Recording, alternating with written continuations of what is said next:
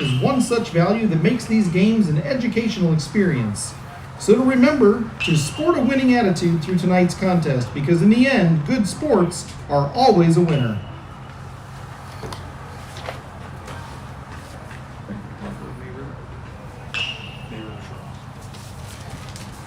Ladies and gentlemen, your starting lineup for the May River Sharks. Leading off, playing center field, number 5, Tyson Brazington. Batting second, tonight's starting pitcher, number 3, Will Korn. Batting third, tonight's catcher, number 13, Trace Mischik. Batting fourth, number 9, Joseph Schroeder. Batting fifth, tonight's designated hitter, number 15, Fergus Varley. Batting sixth, third baseman, number 10, Aaron Guthrie. Batting seventh, shortstop, number 11, Jordan Reed. Batting eighth, playing left field, number 1, Dylan Mischik.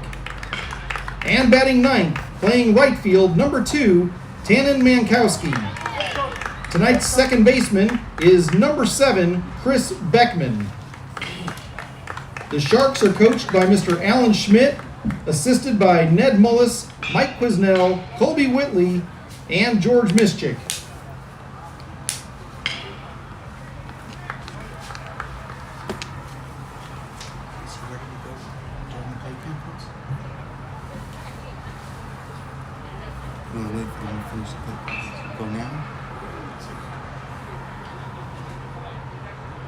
Let's give them 2 minutes at least.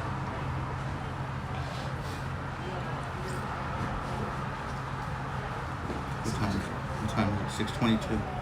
6:22.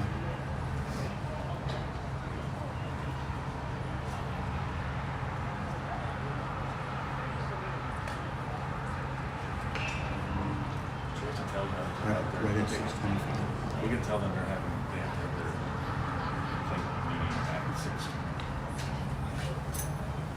Kevin's 6:20, we're not going to have it.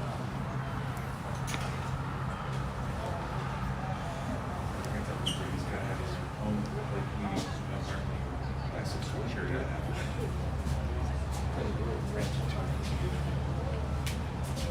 It's eating into the show.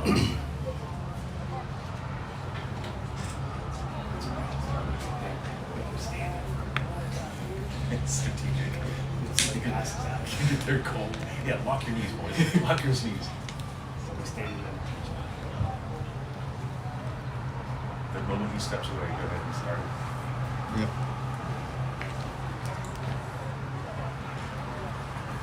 So you got the national anthem ready to go. Their lineup is next.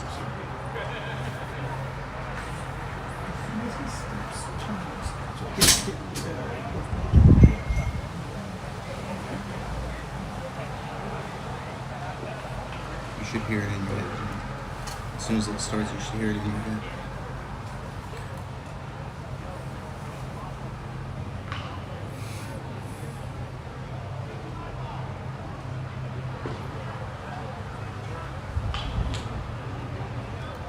Shaking hands. Shaking hands.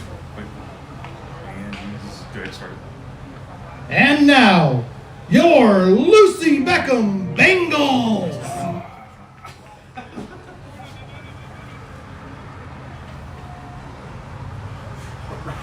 Leading off, center fielder, number 11, Kevin Fagan. Batting second, first baseman, number 12, Riles Morris. Batting third, shortstop, number 2, Perrin Ketchin.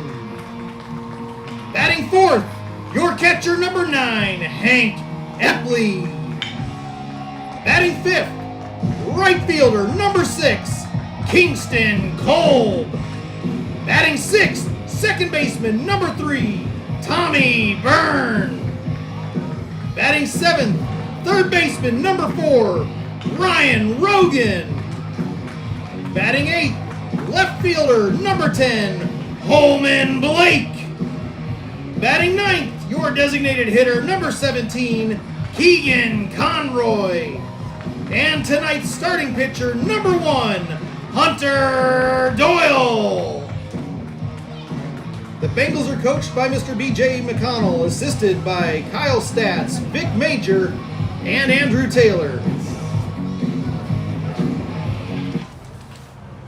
Ladies and gentlemen, please stand if you are able, remove your caps, and direct your attention to the American flag in center field as we honor our nation and those who have served it for over 250 years.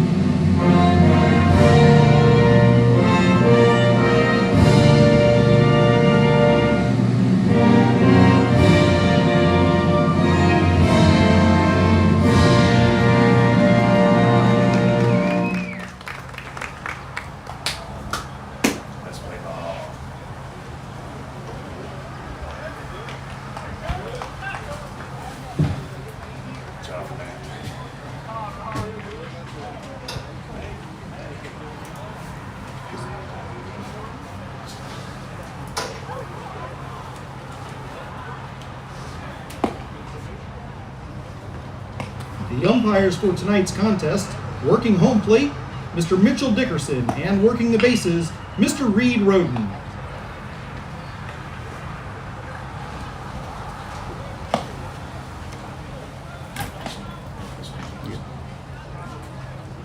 Ladies and gentlemen, welcome back to Lucy Beckham Baseball for this gorgeous Monday night game against Region 7 rival, May River High School.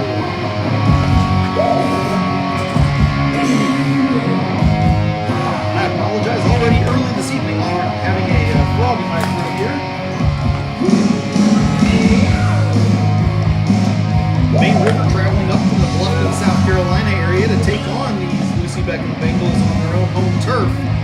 May River bringing a 4-0 region record into tonight's game. Lucy Beckham on a 2-2 record, trying to play spoiler. Also trying to get the first program win against the Sharks. And this might be the team to do it. In state rankings, Lucy Beckham is ranked number 41. May River, depending on which ones you look at, either 42 or 49.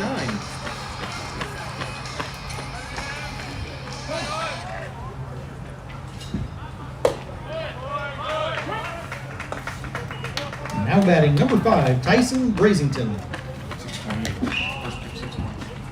2 minutes ahead of schedule on tonight's first pitch. And quickly, Hunter Doyle showing off his arm with an 0-2 count.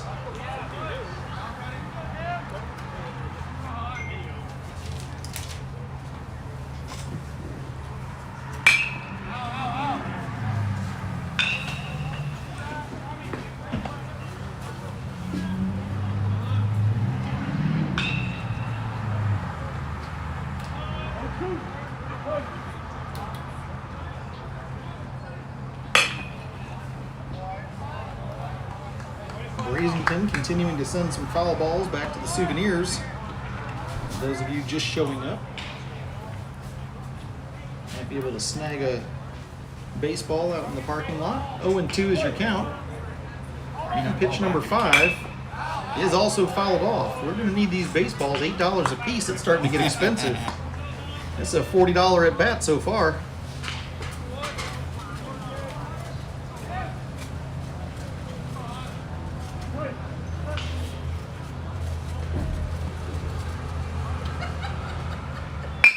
Oh, ball's in And play. here we finally have a ball in play. Grounder over to second base, and Tommy Byrne quickly right there to vacuum it up. Yes. And there's one away.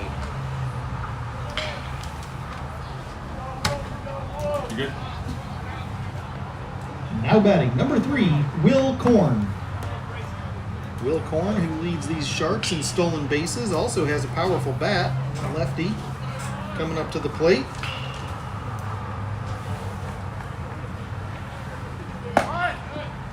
And he takes ball number 1.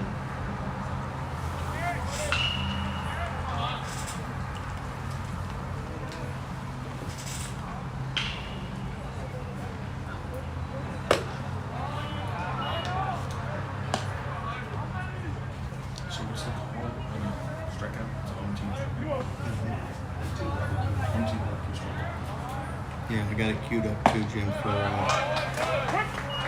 I got it queued up for the. You want to do the raw before or after? Before you do another one, You choose. 2 and 1's your count here. Hunter Doyle on the mound. And time is called in the box. A little bit of quiet here at the beginning of the game as we work through some logistics and try to get a few things straightened out here.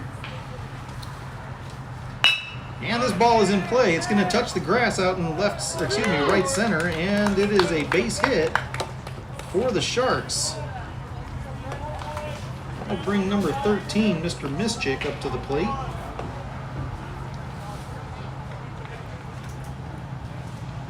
Now batting, number 13, Trace Mischik. Mischik family, a large presence on this team. They have 2 or 3 young men on the ball club, as well as a coach in the dugout over there. And he takes the first pitch wide. And Kepley there to block it up and keep Will Korn from exercising those legs. I believe Will's got about 8 stolen bases so far. Corner front too big. Hustles over to second. And now a foul ball as Mischik knocks that one into himself. Okay.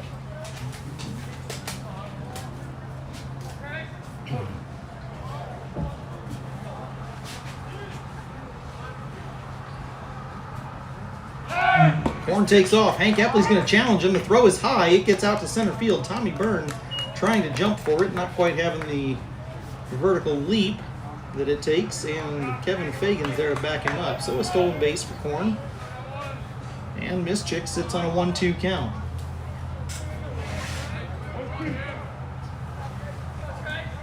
Very long team barbecue street.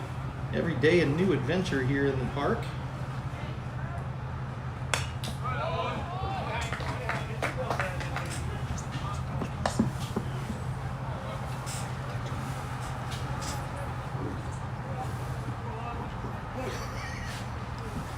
Every day a new adventure, and every day in the booth also a new adventure. And it's a swinging strike. Hunter Doyle sets his first one down. Hold on.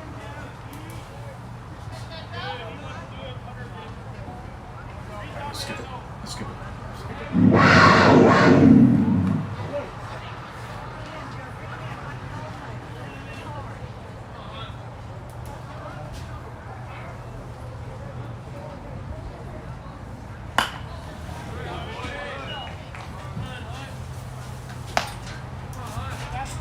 Now batting number 9, Joseph Schroeder. Get the breeze.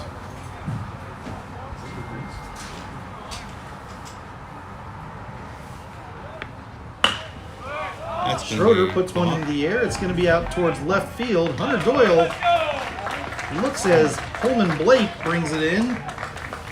And just like that, the Sharks are retired. We'll go to the middle of the first as DJ Matty Matt starts spinning the tunes here. What do we got, Matt? Oh, little Metallica, Enter Sandman, why not? Why not?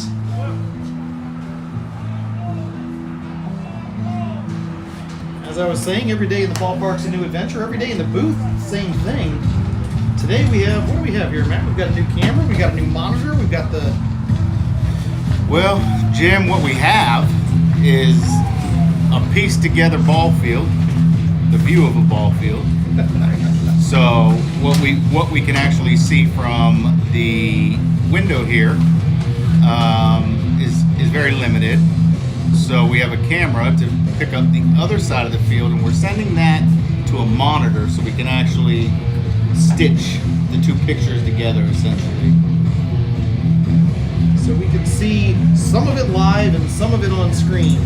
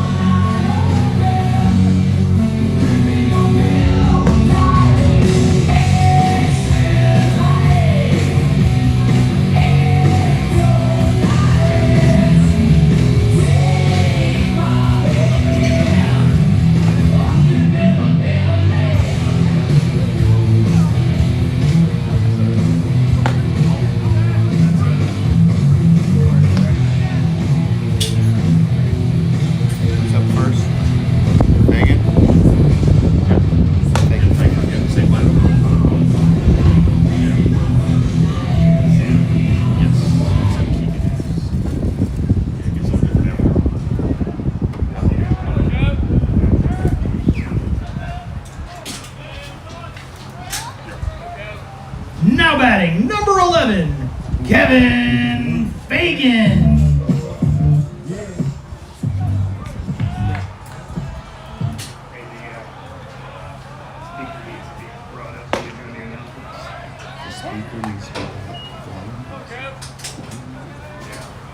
And Kevin starts things off here in the bottom of the first inning, looking at strike number 1.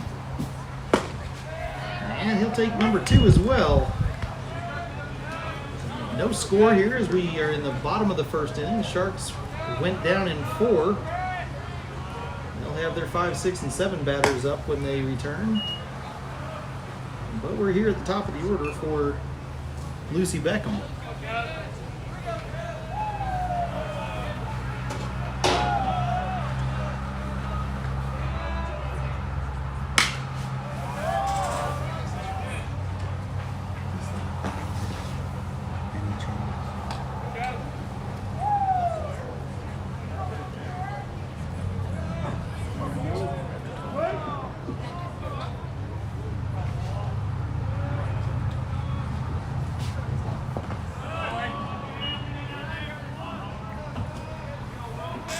The count now as Fagan takes one down in the dirt.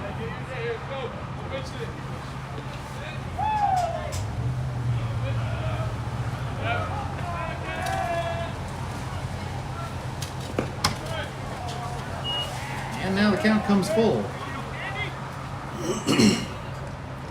Will Korn looked good in the first couple of pitches. He's had trouble finding the way to get the ball to climb the ladder again here. He's thrown the last couple down. Fagan's taken half seat, and now the payoff pitch. And it's fouled back. It's what? Kingston, Ryan, Holm, and Keegan.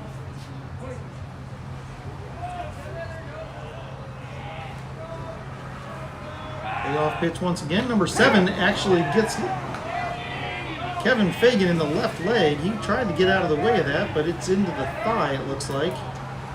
And the hit batsman will put a runner on for the Bengals.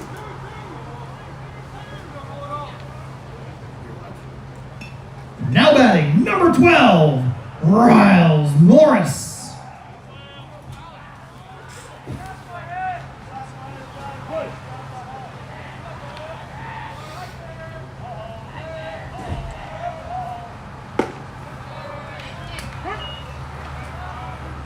A relatively quiet ball tonight.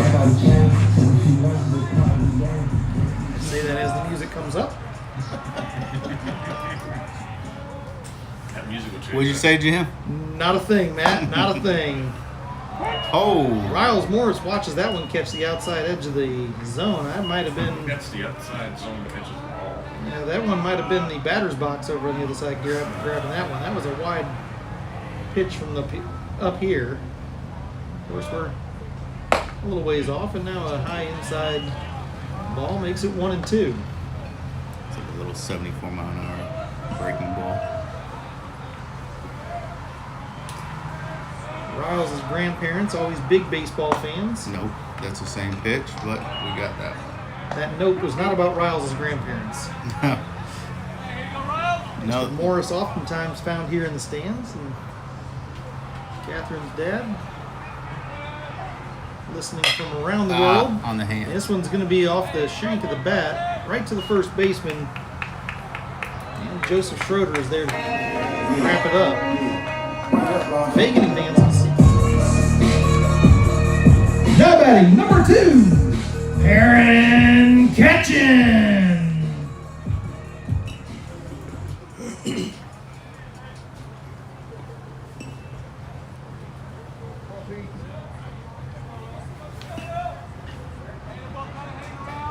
Of course, Friday night baseball gets the attention. Monday night baseball, not so much, but that's all right.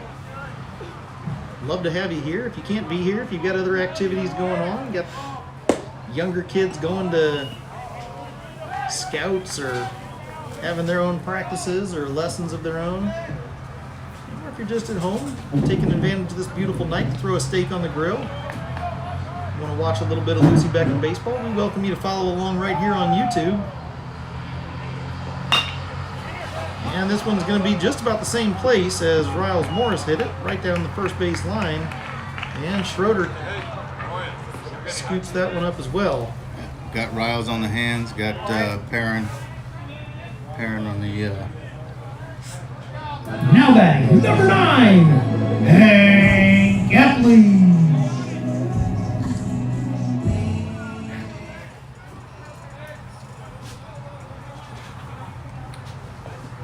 Matter of fact, if you're at home throwing a steak on the grill, don't be afraid to throw a few on for the boys up here in the booth and bring them on over. Indeed. Monday night, steak night. Medium rare will suit me just fine. Mm-hmm. I'm hearing some yeses. I got 4 for a steak up here if you're looking to get rid of some beef. Yeah, it looks like the pitcher's trying to go. He's trying to go back to that spot. He got that call strike the first time, but I think the umpires made an adjustment. He's doing a real good job spotting the ball. Like I said, the same pitch to Riles. I got him on the hands. Got Perrin on the end cap. Will Korn comes set, left-handed pitcher, throws wide. That one gets well wide, and the count is 3-1. Kevin Fagan on the 2 first base outs that have been preceding this at-bat made his way over to third. So he's 90 feet from being the first run of the game if Hank Epley can figure out a way to bring him in. Now 3-2 on Epley. If you're looking at the field right now on your monitor, that spot out there where it says Bengals is about as pretty as it gets in terms of places to hit this baseball. And Epley thinks about it. He heard you. And it's into the leather of the center fielder. Tyson Brazington wraps that up, and the Bengals strand 1. We go to the second, no score. It's 0-0 here in Mount Pleasant, where we're playing baseball on a Monday night at The Back.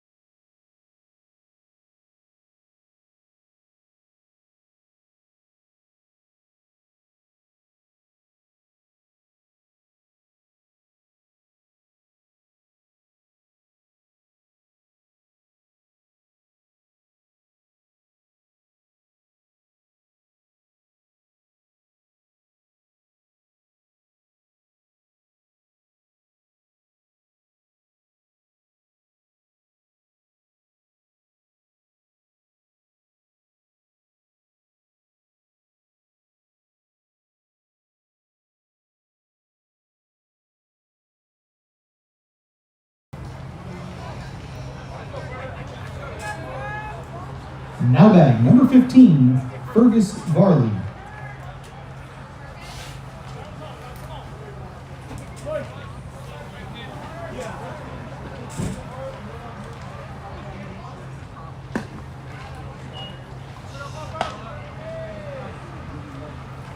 Mark, 2 strikeouts. 3 of them the same.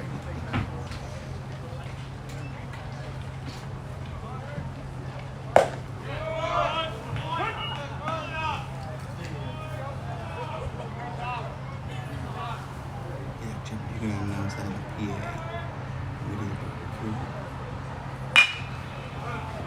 And Varley puts one on the ground here. This one's on a line right towards second baseman Tommy Byrne, and it's a 4-3 putout to start out the second inning. Good footwork out there by Tommy. He's been working on that, obviously. Now batting number 10, third baseman Aaron Guthrie.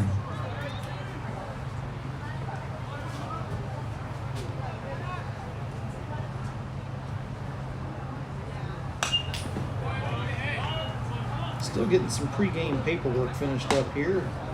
Getting a little bit distracted by it, but we're getting there. Jim, what kind of paperwork are you doing? In-game paperwork now. Well, you know, it should have been pregame, but such is life. We don't always get everything as we like it. You know, we're not allowed to pull away from the gate unless all of our paperwork is done.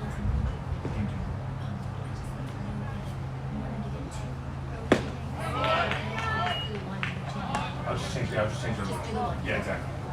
Wait, is it one empty? Is one empty? Nikki, is one empty? Nikki, is one empty? Is one empty? There we And a go. strikeout.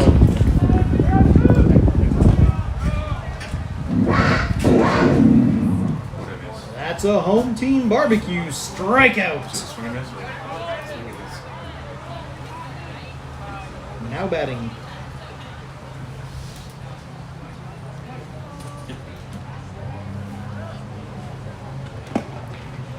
Now batting. this. Now we're good. Now batting number 11, Jordan Reed. Just because you're ready doesn't mean I'm ready. I've got other things to do besides.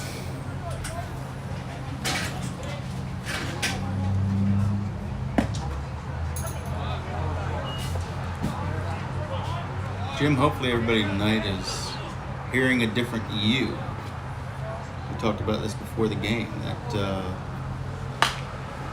you're trying to get some bass in your voice, Well, the problem was or volume. part the microphone volume and setup, and part the fact that I have a high nasally voice as it is. The other side of the equation was, of course, the fact that the crowd noise was drowning out some of the microphone here. Tonight, that is not a problem. Plenty of good seats still. Must be an accident on the bridge. Plenty of good seats available. As Dave Schrock likes to say, check with your usher, have him give you the best seats in the house. Best one available. I believe the best seat, we have somebody available to sit right behind home plate here tonight. Jordan Reed at the plate on a full count. Nobody on, 2 outs, and he'll take the walk. That looked like that ball was grabbing the inside edge, but Mr. Blue behind the plate says no. Live. Now batting number 1, Dylan Mischik. Speakers are swaying down there. There must be some wind. It's cold down there. Yeah. Well, the players are obviously trying to beat a little bit of this breeze. There is a steady breeze, not a heavy one, but a steady breeze. Some of these boys are out here wearing their long sleeves, and young man at the plate here right now has a hoodie on underneath his shirt. Got the black hood sticking out. And Hunter Doyle wants to challenge his runner at first. May River out here wearing their royal blue uniforms with black and white trim. And the Bengals wearing the home whites.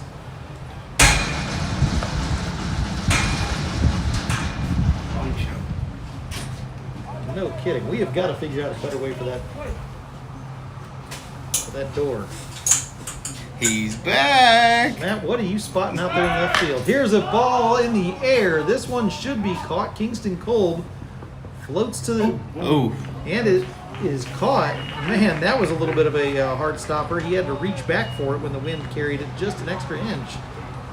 Jordan Reed coming around second actually looked back at him to see if he could put the gas on and score. But that'll do it. We go to the bottom of the second, still no score at the Beck. yeah, I spotted the season ticket holder out there in left field. You'd think for a season He's back. ticket holder he could get better seats than that. Yeah, some people like to sit out there. That's where the home run balls are heading. But as we've talked about many a times, they don't seem to leave this park. Now, so far, only one program wide has left the park. There have been a couple that have tried, but that infield wind coming from the left field foul pole just knocks them into the back into the park. I mean, if you look at Today's a good day for Ryle to go. Yeah. Oh, that Going opposite out field? to Oh, right yeah. field. yeah, you see the top of that live oak out there. I'm not going to get into it right now, but We're way ahead of ourselves if we're Yeah. going to talk about trees, man. yeah, no, way ahead of ourselves. I'm just saying the canopy, it's swaying pretty good. We're just talking about the canopy, not the tree entirely. You know, that young man out there in left field, whoever that is, does have the cheap seats. But it takes a special kind of fan to sit out there on a day like On a this. day like this, that's Yeah. diehard, man. That's diehard. Diehard. Look at that baseball park there, folks. That's just gorgeous.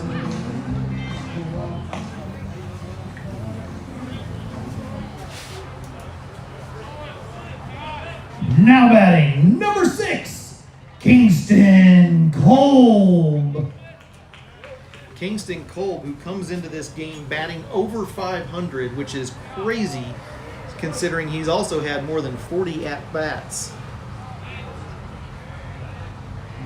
And he swings away. Kingston Kolb leads in all kinds of statistics right now. He's just knocking everything he sees wherever he wants it.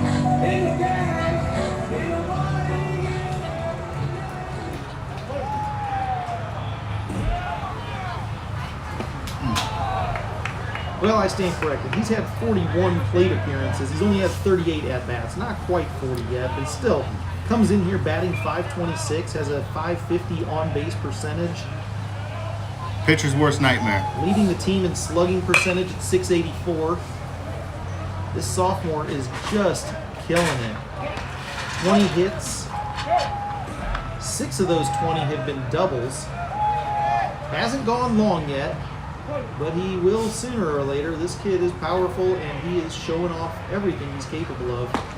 Well on his way to a Silver Slugger award, but unfortunately he swings away and misses on this one. Now batting, number 3, Tommy Burns.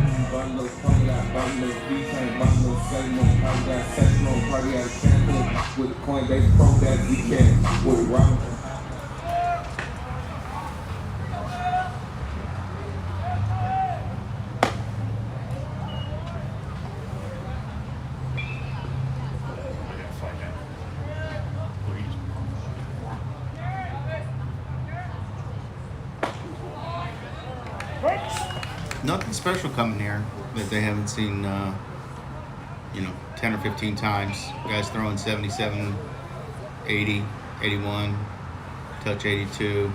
I think these guys just gotta be able to time it up. He does have some arm side run, so what looks like it's heading towards the middle of the plate ends up breaking away towards the left-handed batter's box, and that's probably why you're getting the end cap and the jams on left-handed hitters.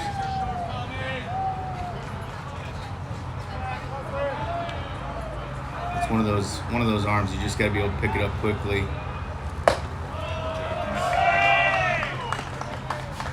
Yeah, if it looks like it's in, it's going to end up being middle. If it looks middle, it's going to end up out. Now batting, number 4, Ryan Rogan.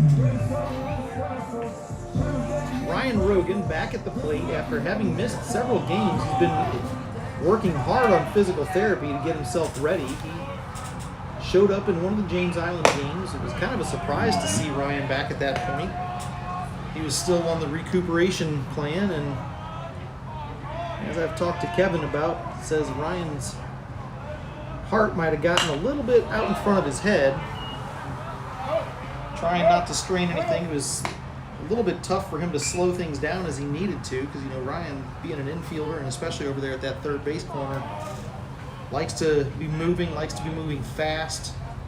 He's quick on the bases, not one to just sit there and wait for a long ball to move him around. He likes to take advantage of it and peel 90 feet off at a time. So here he is. Now there's a thrown ball over to first. It's out of play, and Tommy Byrne will get the base he was heading to, plus the next one.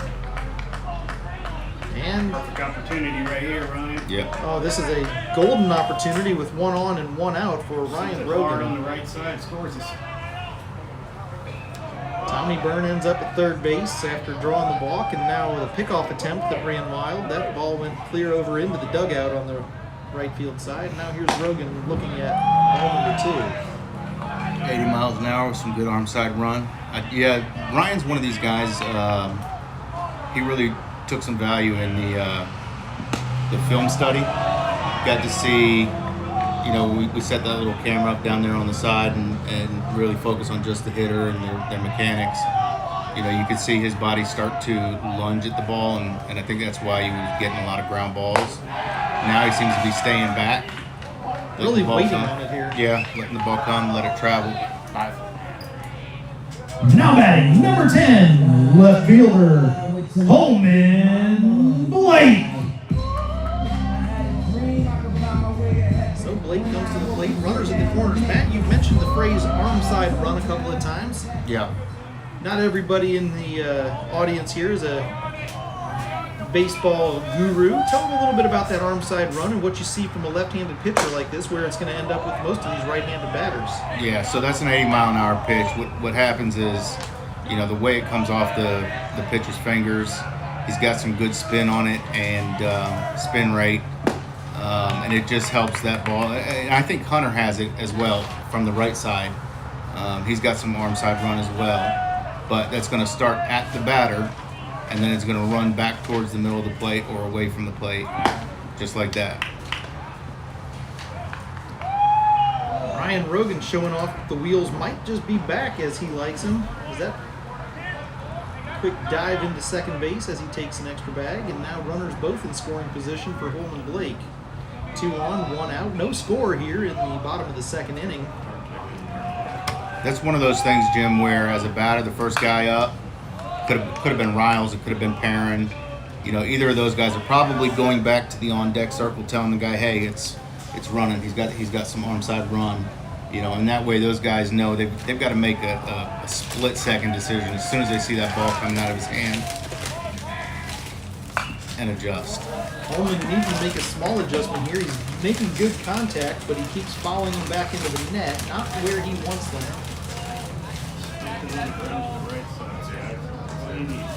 Jimmy Doyle behind me, Coaching him up. willing it into reality. If he can get this ball on the ground to the right side, we're scoring 2. And instead, Holman holds up the stop sign, keeping Tommy over at third. Is Hungry Tommy. young man behind the plate, Mr. Trace Mischik, has that ball bounce out of his mitt there. I'd like to see Tommy come sliding head first into home. He looks good when he slides head first, just smooth. 2-2 pitch, and it's a strikeout. Holman goes down swinging, and that'll bring Keegan Conroy.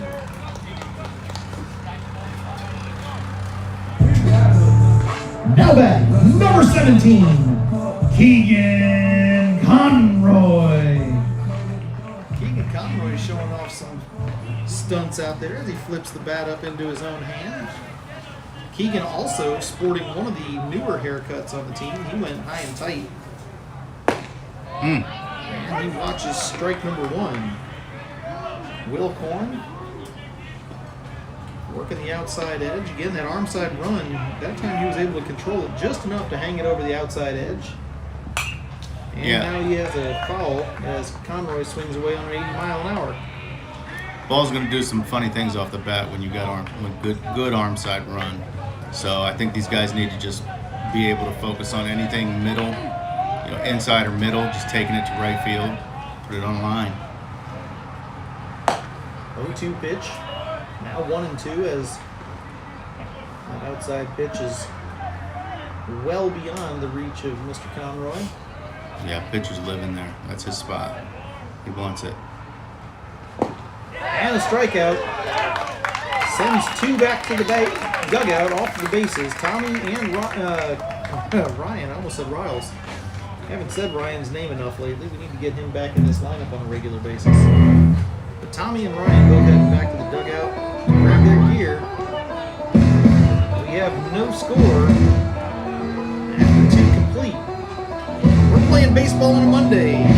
It's Region 7 4A baseball here at the Beck. Hey, you know what? While we're talking about this and we have a moment, let's take a look at this Charleston tuxedo business that we have going on here. We have to give a special thanks to Charleston Tuxedo for their generous donation of a free tuxedo rental. Make sure you consider Charleston Tuxedo for all of your formal needs. There's a lot of them coming up here. Lucy Beckham has a prom coming up April 20th down at the Music Farm on Ann Street. You could have Charleston Tuxedo help you make Ann Street look better than it has in a very long time. I know I've been down there quite a bit. Tailored confidence, formal wear for any occasion. That's Charleston Tuxedo. They're located over at 426 West Coleman Boulevard, or you can find them on the web at charlestontuxedo.com. Lucy Beckham Baseball sends a huge thanks to Charleston Tuxedo for their generous donation. And if you want to get in on that auction, that's still going, isn't it? It's closed down. That has closed. We had a winner chicken dinner. Do we know who our winner was in that? We do. They want to stay anonymous. Anonymous winner.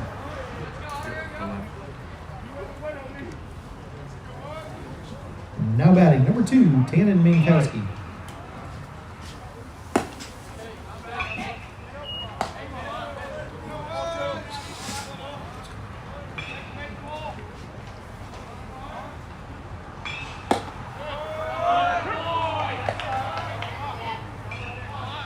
Home team barbecue strikeout. Tannen Minkowski, the number 9 batter in this May River lineup. He puts one up in the air. That's going to come foul and out of play. 1-2 is the count on the Sharks right fielder. Yep, Jackets are back, Jim. Indeed they are. Most of the Bengals have their blue jackets on. Those are some nice blue jackets. I always like those. They look sharp. There we go.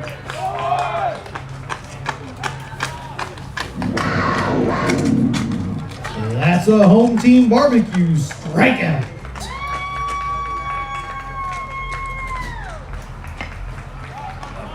Now batting number 5, Tyson Brazington. I've never had anybody cheer for an ad before. You know what? They love their home team barbecue. They love it. Hey, listen, I'm going to tell you about Do home me team a barbecue. favor, Dave. Can you run down there with the offering plate? Exactly. I'm going to tell you.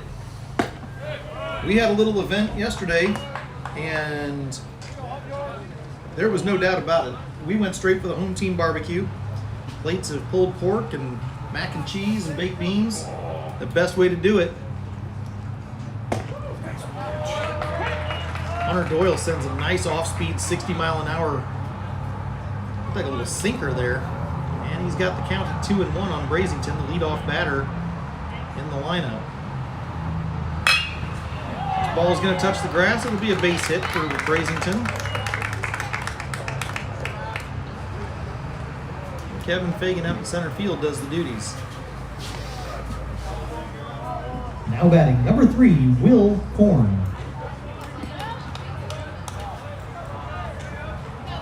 Yeah, last night reminded me very much of the gracious and delicious dinner that we had for the preseason barbecue here for the Lucy Beckham varsity baseball. Actually, varsity JV and freshman baseball.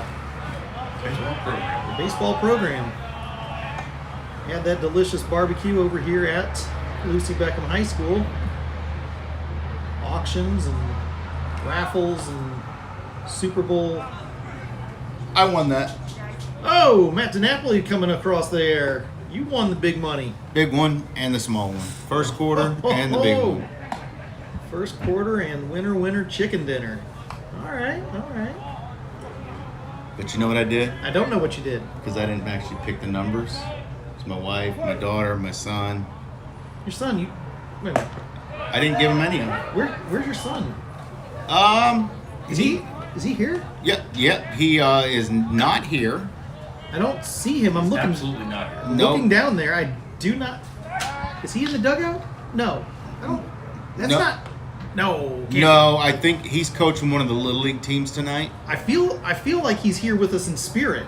He There's he a is presence. he There is is a here. presence. There is a You presence. smell that also? I do. There is a presence. There's something. Just I feel like we're one with Preston here in some way. I can tell you, I think if he was here right now, probably get some life going out of that dugout over there. It sounds a little quiet to me over there. It is a little quiet. Hank Epley thought about the throw. And the runner thought about going back. That was an interesting play. Tyson Brasington got about 2/3 of the way. Hank Epley was trying to get the ball into his hand and couldn't quite grab it. Oh, yeah. Brasington thought he was gunned down and stopped to try to go back to first. Yeah. And that ball finally made its way to second. Tag was right on top of Brasington, but he was already in safely. I can tell you that's probably the worst look for, a base runner when you got to bust a U-turn at second and head on back to first. It's a bad look. You're hoping the cameras aren't rolling. And of course, But they- ours are, thanks to Matt DiNapoli. Here's a 2-1 pitch. That's a beautiful pitch. Beautiful spot. Nice place there for Hunter Doyle. Hunter Doyle just had a birthday not long ago. 2-2. Friday. See if we can get dial up another home team barbecue. Let's see if we can do that. Ran into Hunter Doyle out on the beach the other night. Enjoying some fried chicken out there. Watching the sunset. Celebrating his birthday a little.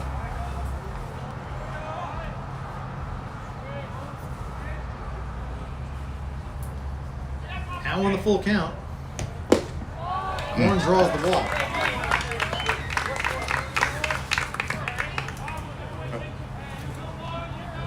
Now batting number 13, catcher Trace Mischik.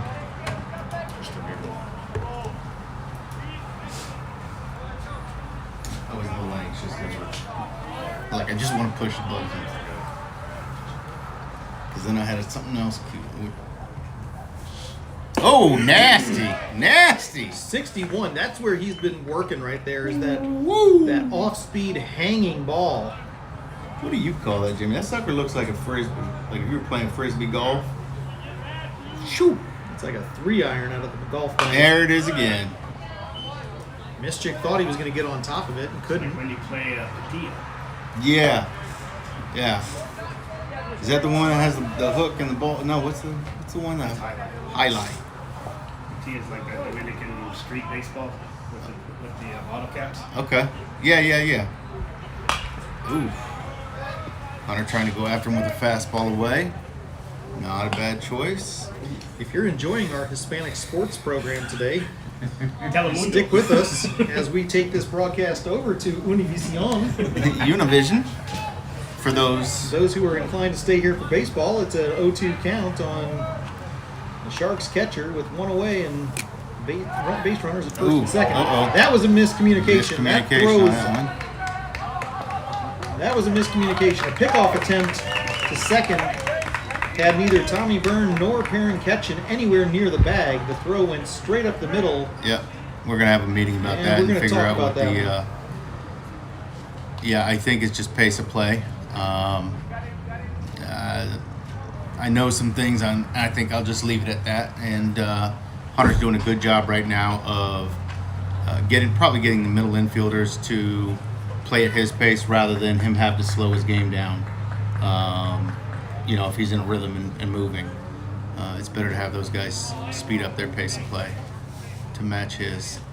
Because he's the pitcher, he's got the ball. Can't do anything without it. Runs the speed of the game. Between him and Mr. Epley behind the plate, they're the pacemakers. Trace Mischik back in. 0-2 count. Runners now at the corners. Ooh. And a strikeout.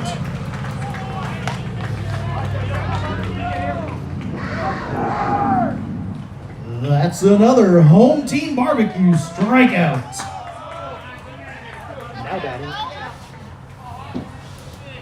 Now batting number 9, Joseph Schroeder.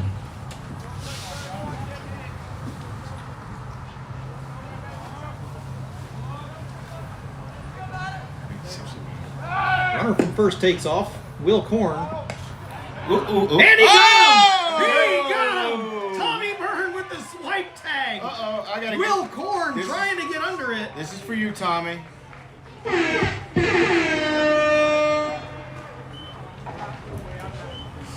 The throw from Hank Epley on a rope down to second base. Tommy Byrne out to the side of the bag and reaches under and swipe tags. Will Korn tagged on the back as he tried to get in underneath that ball. And the Bengals get out of trouble.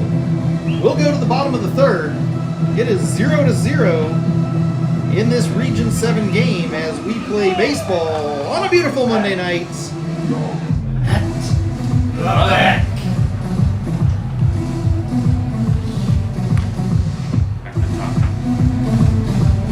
Will Korn still standing there having a word with the home plate umpire about it. Has not gone back out to the mound. Will Korn, the starting pitcher.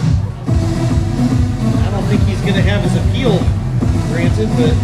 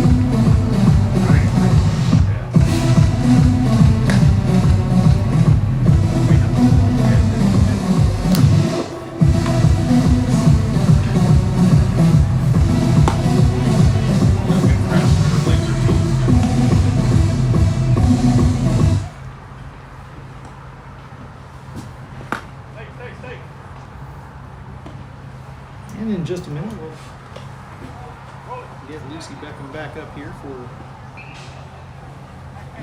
top of the order.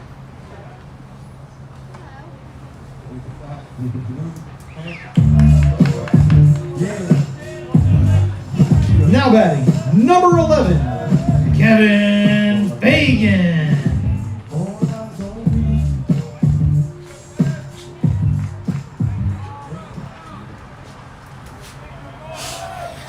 This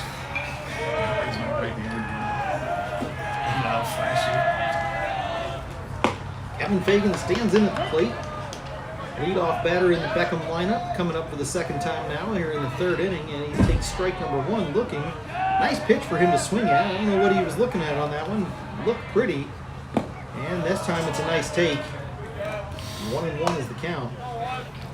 Kevin a lot of times will take that first pitch. He seems to want to get another look at the pitcher before he swings away. Of course, made me jump.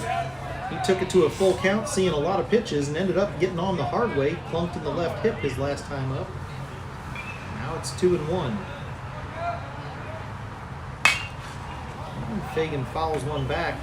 Not happy with himself on that. I think he knows that was a hittable pitch.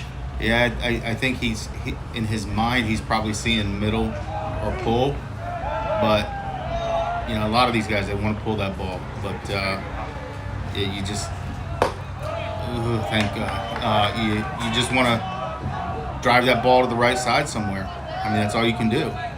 You try to pull it, it's popping up right there, just like that. And that one's pulled to the right side, but it is also popped up and into the glove of right fielder Tannen Mankowski. You know, there's probably a lot of people out there, Jim, that think we're a bunch of sound engineers up here, huh? What do you think? Now batting number 12, Riles Morris. I mean, this is an impossible feat for a high school baseball game, but we're doing it. Well, Us and Jason over here, the guy working the soundboard. Jason came in today? Yeah, he's in the booth. Who? Now, do we have the boys in the truck? Yeah, Are they still on the SAT truck? Yep, they're still there. I couldn't see. We got the door closed because of the wind, so I'm not able to see what's going on out there. Yeah, they got the power generator, the old cat generator pulled up outside too. It's nice they can also get the uplink going early and. Yeah, this broadcast is going to Australia, Wisconsin, everywhere. Ooh, Ryle takes one off the leg. Actually, I think that one was fouled back into the shin guard of Trace Mischik behind the plate. That one popped off with some authority. I think it caught Mischik on the right knee. Now 2-2 is the count on the Bengals first baseman. Lefty versus lefty. Nobody on, one away. Ooh, what was that? The umpire wasn't ready. Umpire said He says on the me. ball was not in play yet after the foul ball. No pitch on that. That might have been Riles just getting. That was Riles just trying to get his timing. Hey, we talked about this over and over. It's a mental part of the game. If you can disrupt that pitcher's rhythm, that's what you're supposed to do as a hitter. Morris waited on it, thought about it, watched that ball drifting further away from him, and is wise to take the ball 3. Now on a full count with one away. Here's Morris. Fouls another one back. Mischik almost got another one on the leg.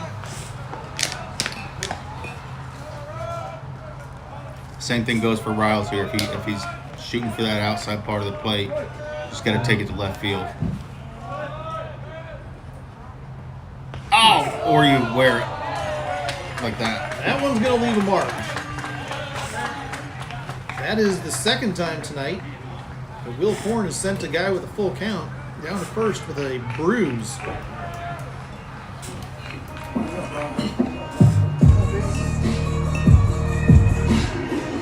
Now batting, number 2, Perrin Ketchin.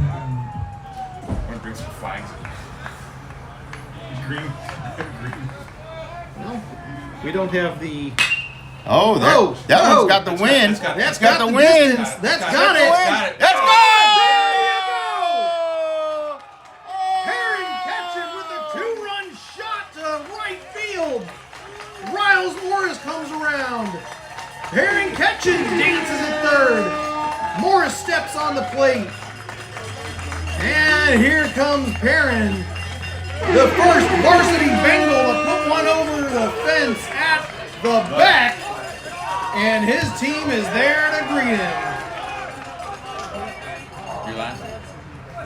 What did we talk about earlier? You put that ball up in the air on the right side, it'll go.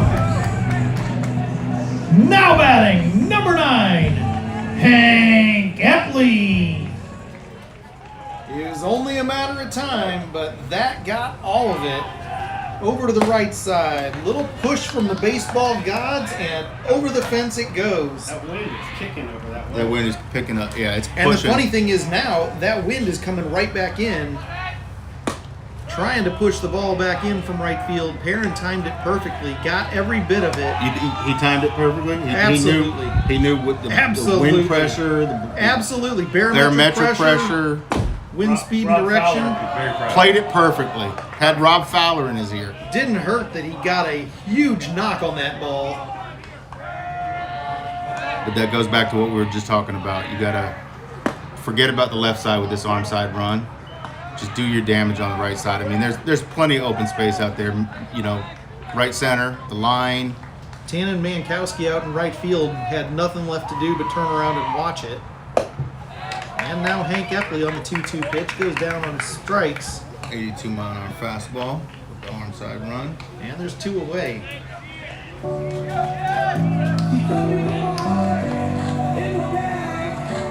Now batting, number 6, right fielder Kingston Kolb.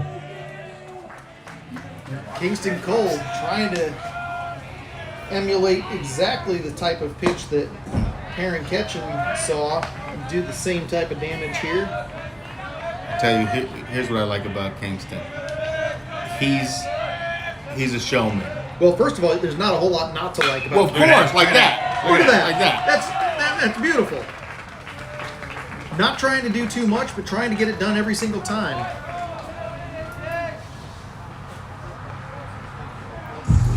What I was going to say is that Now batting number 3, Tommy Byrne. he knows his music.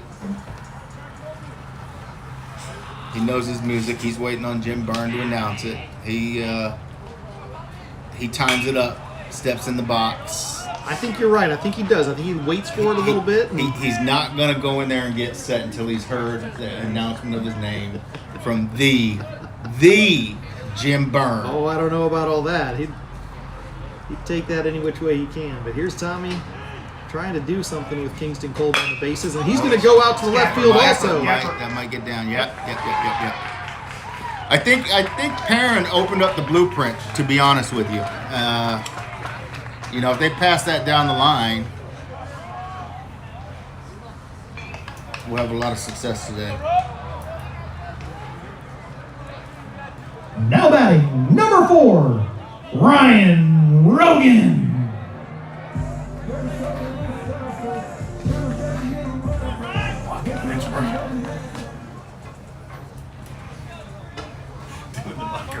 Those of you who are not privileged to have the booth cam going, which thank God you Thank don't. God you don't. It might be worth investing in. There is I don't know if we're doing the Macarena or the chicken dance up here, trying to signal each other to push one button or another. Well, I tell you, you know how I am.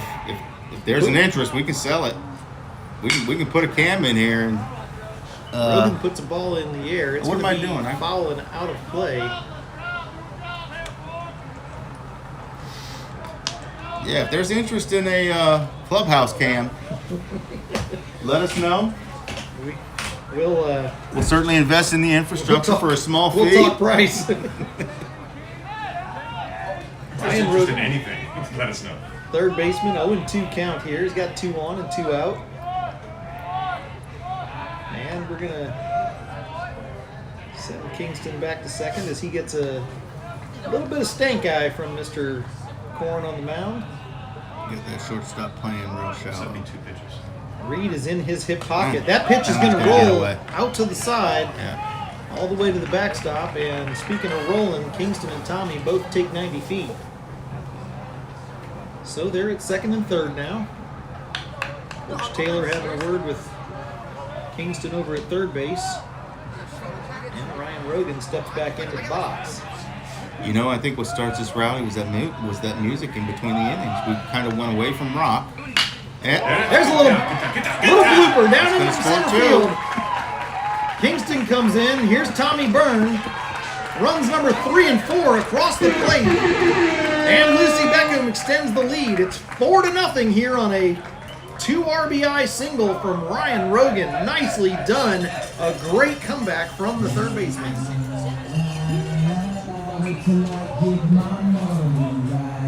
Now batting number 10, Oh, and the coach left is fielder coming out. Holman Blake.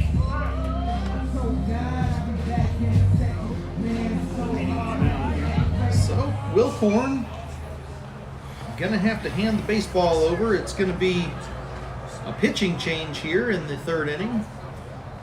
Korn on the hook for this one so far. He's put 4 across the plate, and the man getting the call from the bullpen will be number 12 maybe there. Let's see if we can see who that is. Is that 12? If it is, it's Logan Hargis. You know what this song is, Jim? I'll be missing you. Puff Daddy and Faith Evans. I One thought of the you were great- going to go with the original. No, this one, I like this one. I can do this dance.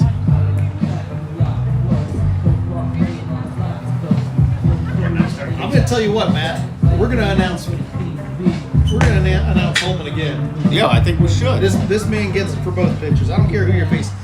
And another thing I'm going to bring up, has anybody else noticed that it's about 25 degrees colder than it's supposed to be at this time of year? I need to get Rob Fowler back up here. We need to have a conference about what is going on. This is not the baseball weather we expected. I'll take this weather if we can get rid of rain coming in. No, I don't want this. I'll take the rain. I'll take the rain every day too. 75 degrees. We're in the south. It's in the name. Come on, let's go. Come August, you'll be praying for this temperature. I'll be willing to sell advertisements for it.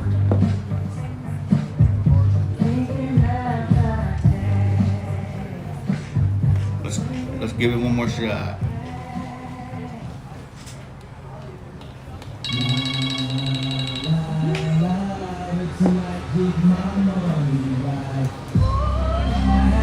Still batting, number 10, Holman Blake.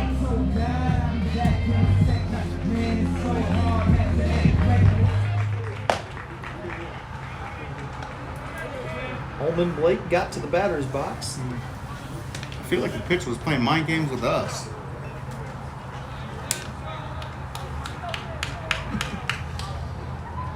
it might have been personal. It might have been. Let's see. Blake comes up with 1 on and 2 out. That's Ryan Rogan who hit that single. Brought in 2 runs. Kingston Kolb and Tommy Byrne both came across. Oh, you never missed a pitcher.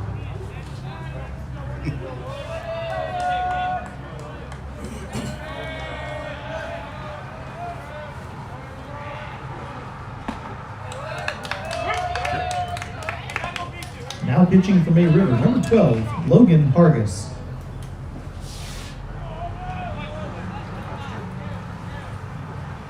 0-2 count here.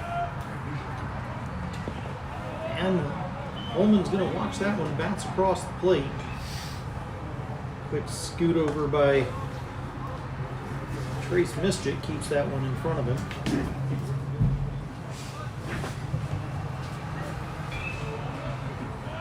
Hargis, a right-handed pitcher, changing things up a little bit for the Bengals. They had a pitcher who'd stare at him right there on third base. Excuse me, on first base. I said third because third baseman number 10, Aaron Guthrie, dove for that ball, was not able to get to it, and it's a base hit for Holman Blake. Now batting, number 17, Keegan Conroy.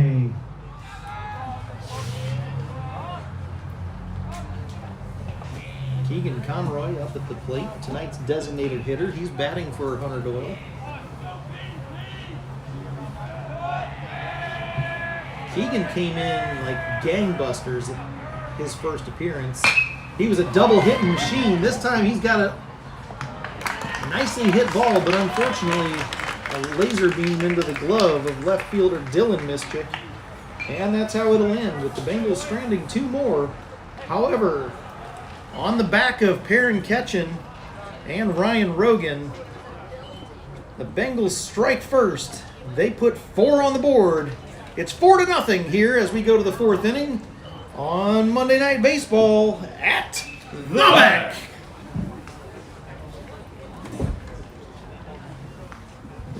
Here in this between inning moment, we'll take a look at how Korn leaves the game. He pitched 2 2/3, had 4 runs on 4 hits. All 4 of the runs he gave up were earned. He walked 2 and struck out 4. Korn threw 74 pitches, just over half of them as strikes, and he faced 16 batters in his outing. He's currently on the hook if this game were to end like this for the loss. And I know these boys in white are going to do everything they can to deliver it to him. Hunter's ready to go. And they're still in the huddle.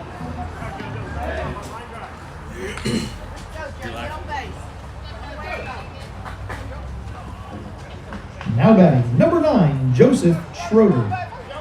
Joseph Schroeder back up at the plate. He was in the box when the last inning ended. Throw down from Hank Epley. Throw down from Hank Epley had Tommy Byrne tagging Will Korn on the bases. That's where the inning ended. So Schroeder will come back up with a fresh count, facing the same Bengal, a very eager Hunter Doyle. And this one should be an easy put out for the boys. It is 6-3 put out, 1 pitch, 1 out. And Hunter is just on fire here. We're going to have to talk to Coach about that lip. Those balls, past couple games, starting to see balls pop up right there. I mean, it's a charity hop for Perrin, but... Now batting. Now batting number 15. Now batting number 15. Fergus Varley. Jason, the daggone sound engineer, walked out, and his partner Philip was in here.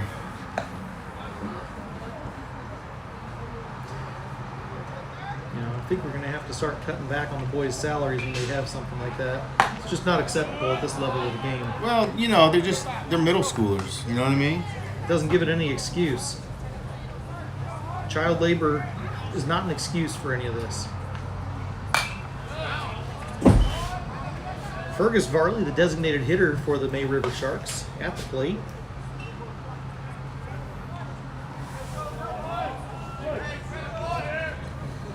Hunter Doyle continuing to work from the windup here. He likes the speed that it gives him, quick deliveries. Not getting the call there. That should have been strike 3. It looked very pretty, and it was far less questionable than some of the other strikes that have been called today.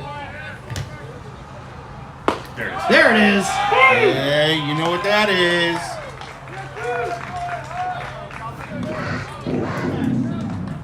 And that's another home team barbecue strikeout.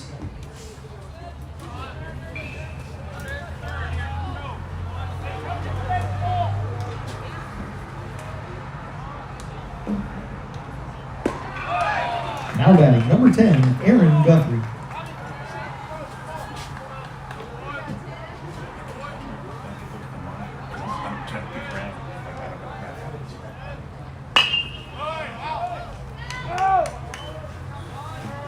Yeah, Guthrie at the plate here. going back to the lip in the infield, we gotta figure that out because we're playing them now, but you want to get that taken care of now before you get deeper in the season. It becomes a bigger problem. Those are the ones that'll pop up and hit you in the mouth. Speaking of popping up, this one is an infield pop-up. Tommy Byrne underneath it. And the Bengals 1-2-3 on the Sharks. We're going to go to the bottom of the 4th inning. Your Lucy Beckham Bengals leading by 4. It's 4-0. Good guys. So that's a look at the Bengals varsity score. Let's take a look and see what's going on in the rest of the Bengals land. See how the program is looking. Ah, look at that. Got a sheet right here talking about it. Lucy Beckham's varsity baseball team coming into this game with a 6-3 regular season record, 8-4 overall if you include the PBR showdown. Region record 2-2. Their last game had Charles Kelly come in relief and pitched a gem against West Ashley High School. That was a 9-6 win this past Thursday night. Here they are tonight. They'll be at May River down in the Bluffton area on Wednesday at 6:30, and then we'll be back here at the Beck on Friday hosting the big Somerville team. Junior varsity Bengals have a 4-1-1 regular season record, 5-3-1 with their preseason games. They're coming off of a Thursday night win. They went on the road out to Walterboro for Colleton County and came back with a 13-2 victory. They won both of their games against Colleton County last week. Total score of 25-2.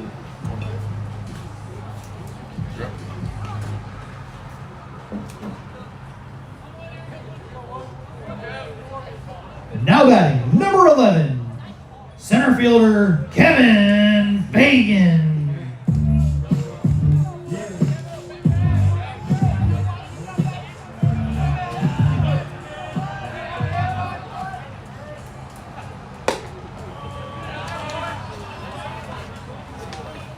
All Eyes on him, he says. Logan Hargis back out on the mound here. I'm sure these guys are going to be happy to get rid of that arm side run. Oh yeah, oh yeah. Although they were starting to work it, they started to figure it out. Going back to that junior varsity squad, they're going to be hosting Bishop England High School's JV team here tomorrow at 6 p.m. and they'll be hosting Oceanside Collegiate Academy right here on Thursday at 6. That's your JV squad. Jimmy Doyle standing behind me. Head coach of the freshman Bengals B team, as it's known. Sitting on a 4-0 regular season record. Oh, get through. Yes, sir. And there it is. Kevin Fagan gets through. By hook or by crook. Nice little single to lead things off here in the 4th inning. Kevin Fagan takes it to right field.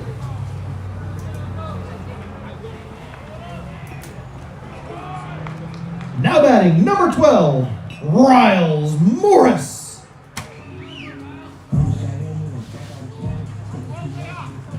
Logan Hargis glances over at Kevin Fagan at first. And Riles tries to swing away, gets underneath it and fouls it back here just above us. Jim, have you ever noticed right up there in the net? That bug? I think those are feathers. That looks like a dead bug to me, Matt. That's a really big bug. That's a really little bird. Wow. Kevin Fagan trots in, tiptoes to second base at the end. Jordan Reed thought he had a tag. And a collective slide from the fans. That's a little heart attack baseball there. Maybe a little tribute to his buddy. Yeah, who's that? There used to be a kid on the team that... And a foul out for Riles Morris. That one down the third base line. Now batting number 2, Perrin Ketchin. Yeah, Matt, there used to be a kid on the team that used to kind of trot into bases like that. I haven't seen him in a while.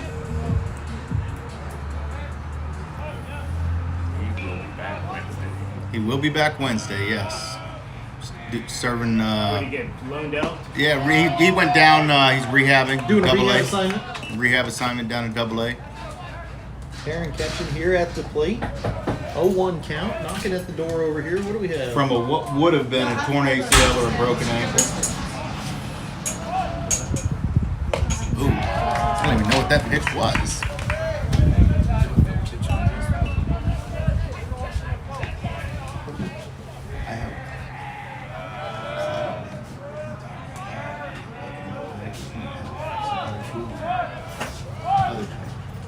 Ketchin swings away. This one's going to run foul on the third base side. 0-2 count now on the young man who took the first varsity baseball over the fence here in gameplay. Just in his last at-bat, he also got things started from a scoring perspective. 2-run shot out there to right field.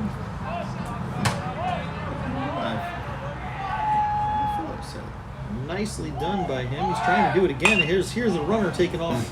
Kevin Fagan almost to third base. He's going to come back to second as Perrin fouls one off. I think Kevin was getting a take. Perrin was getting a take sign there, but it looked too good, and he didn't want to strike out on it. Smart play. Foul it off. See another Foul it pitch. off. Do it again.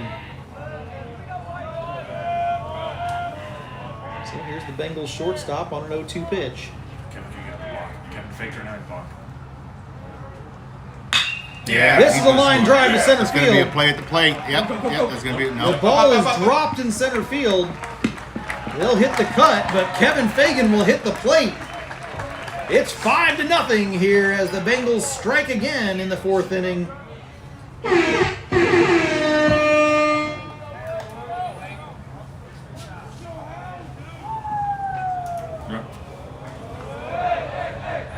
Now batting number 9, Hank Kepley. Epley. He's looked at that play that Perrin Ketchen had, knocking one over the fence, and he is of the anything you can do, I can do better mindset. That right fielder's playing a little bit farther back this time. Indeed he is. That's a noticeably deeper assignment than what he'd been working on before. Look at that hole he got, second base. Tannen Mankowski, the man out there with those pink sleeves in right field, and now Hank Epley's going to ask for time, and it's going to be granted. Love to get Rob Fowler back out here just to do a little survey on this field and see if it creates like a cyclone or a vortex or something. Hunter takes off from first. Throw is high. Slide is down. And a Bengal in scoring position yet again as Perrin Ketchen dives in head first. 5-0 is your score. No score for either team in the first or the second. Bengals put 4 up in the third. Another one here in the fourth. And we only have 1 out. And a runner in scoring position. Looked like that was going to be a fake throw at first. Bluff. But instead he actually did make the throw. And Perrin Ketchen had to step just a little quicker in. Now here's Hank Epley. It's a little up. A lot of chirping coming from the dugout. First base dugout sounds active. Third base dugout, I don't know. You could rent library books over there.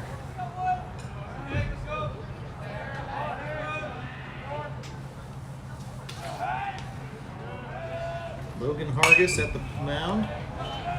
Sends one in that's going to get fouled off. You know, it's not supposed to be. It's not supposed to be good soup eating weather, but it sure is tonight.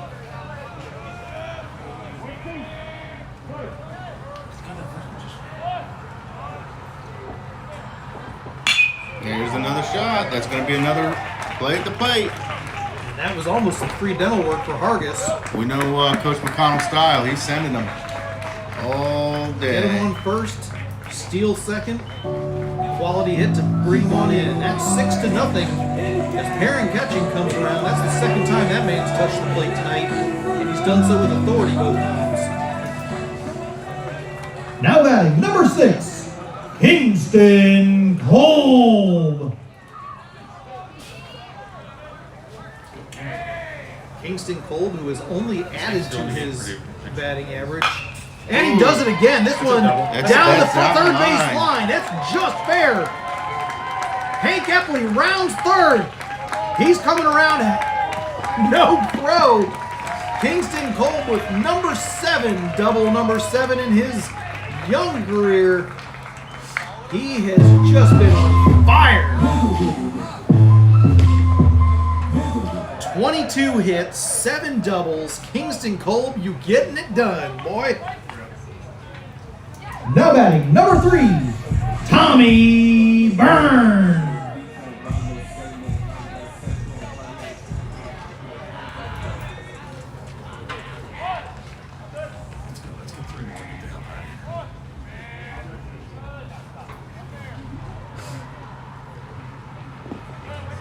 Yep, here we go. Good heads-up base running. Wouldn't have changed a thing.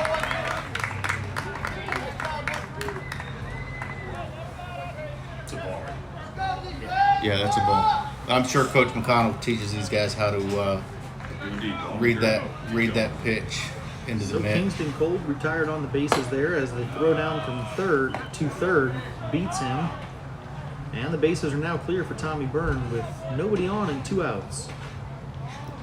I think every player is going to be different on those that kick around behind the plate. You know what their limit is, at what point they think they're going to go. If the ball gets far enough away, is it 6 feet, 8 feet, whatever it is. It's just aggressive base running. Guy came up and made a great throw.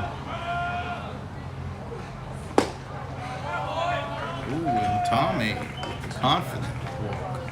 Tommy with a 3-0 count takes ball 4. Tommy, I want you to know that one looked good. I'm just saying. Now batting number 4, Ryan Rogan.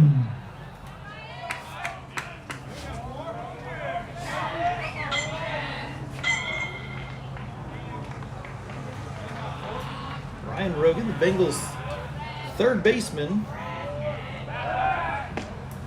up at the plate. He's going to wait to get the first pitch as Tommy Byrne gets checked over at first.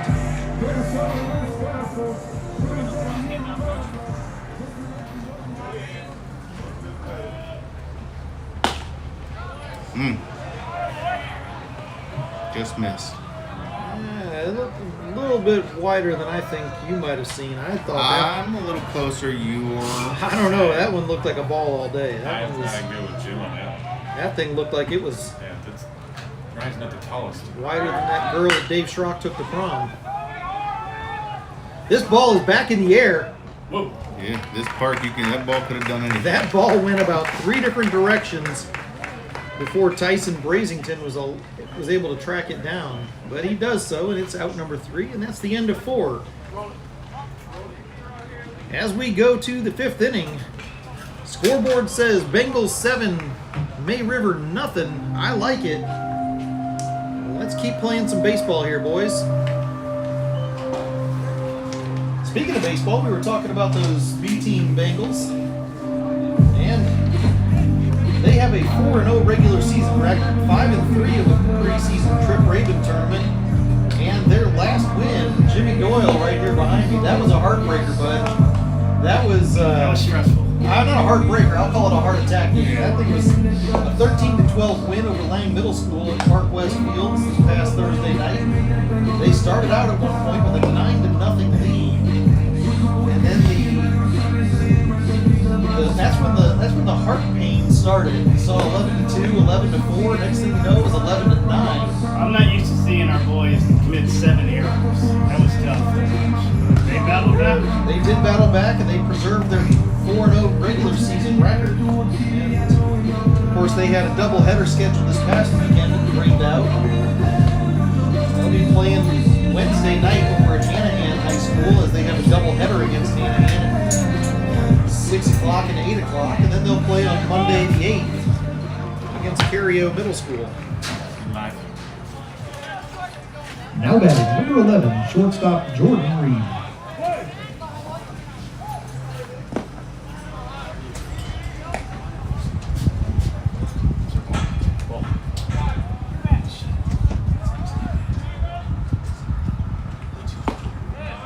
Doyle on the mound. Hangs a ball and a strike on Jordan Reed, the Sharks shortstop. Oh, nice pitch. 76 mile an hour. Just gets it creeping upstairs, and Jordan Reed swings away underneath it. Hunter Doyle is already ready to toss on the hill up there. Jordan Reed steps and takes a walk. And here's a ball on the ground. Rogan fires, and there it is, out number 1. Rogan had a little bit of trouble scooping that one up at first, but he bounced back very nicely, and the out is recorded. It's a solid infield we got here. You're up. Now batting number 12, pitcher Logan Hargis.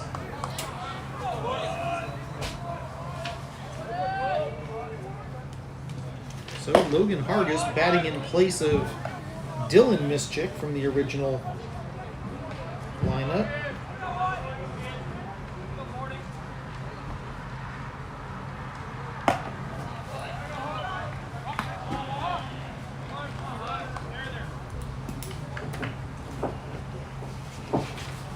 Hunter Doyle continuing to deal. It's 1-1 count with 1 away. Now make that 1-2 as Hargis swings, misses, and it's Hunter Doyle working quickly to stay ahead.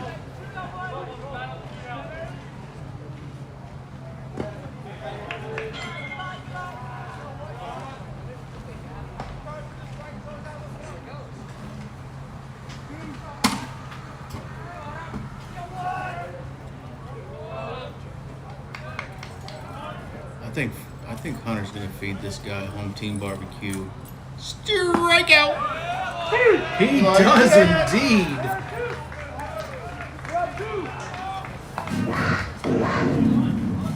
That's a home team barbecue strikeout. Now,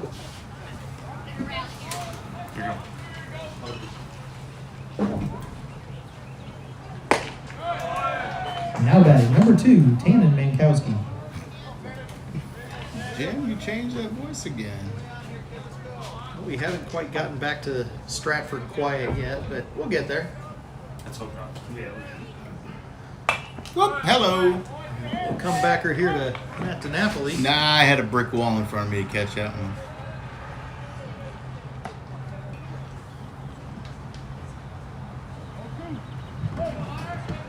Hunter Doyle has thrown 72 pitches so far. Looked good on just about every single one of them.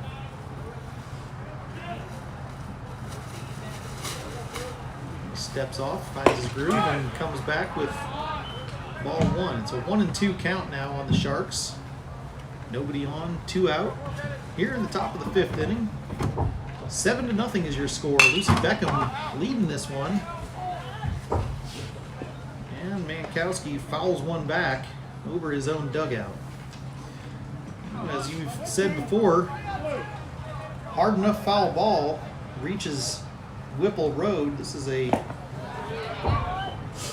window repair and glass repair specialist's dream here at the Beck. Might need to see about getting the sponsor for our foul balls. And there's another foul, this time over the right side. And it's going to be bouncing off the roof of the hitting complex over there.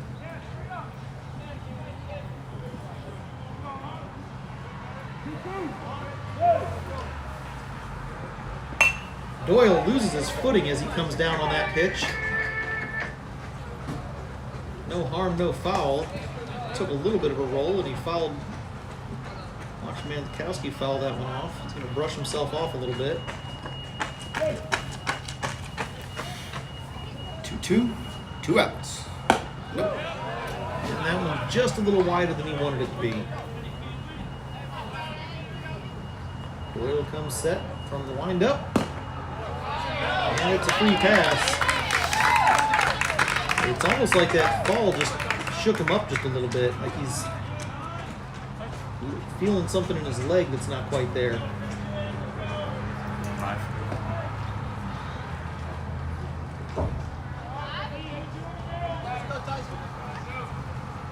Now batting, number 5, Tyson Brazington. Tyson Brazington started out as the center fielder, moved over to right field a little while ago.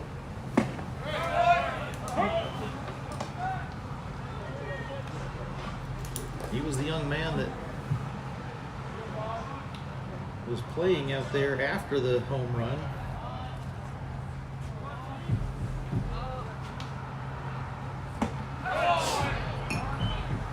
And he quickly earns an 0-2 count.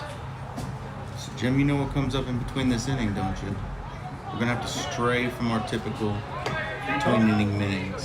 between inning playlist. Well, we've talked about a few different options. I'm going to see what you have in the bag over there. Oh, This is going to be a base hit. Brazington sends one out to center field, and now there's 2 on after the walk and the base hit for Will Korn.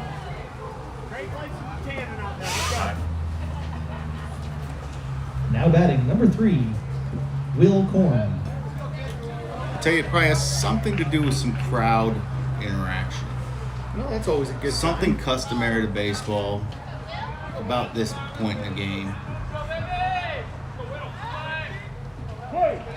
And we owe Jimmy a song too. We got to fit that in. Doyle sends strike 1 to Will Korn. This is the top of the order here. Brazington, Korn, and Trace Mischik, the 1, 2, and 3 batters. Mischik, of course, over on deck. Here's Korn. Started on the mound, gave up 4 runs before he was replaced by Logan Hargis.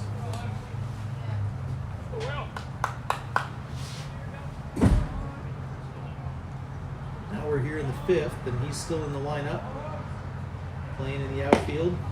And Hunter Doyle having a little bit of trouble putting it where he wanted it.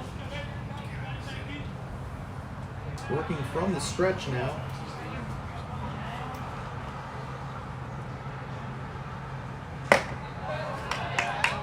Doyle, who has looked fantastic throughout the game, now on a 3-1 count. Doyle looks up at the scoreboard to see the count. What do we got to do to settle him? It's breathing technique.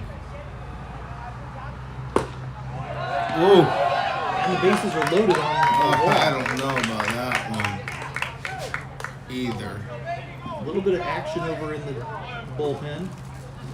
And Coach Kyle Stats is going to go out and have a word to calm down his ace here.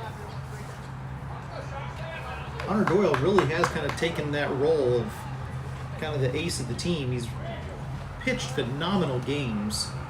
Every time he comes in, he's good for a solid 5 innings. Gets his team out in front. Nobody better that you want on a mound on a region game like this.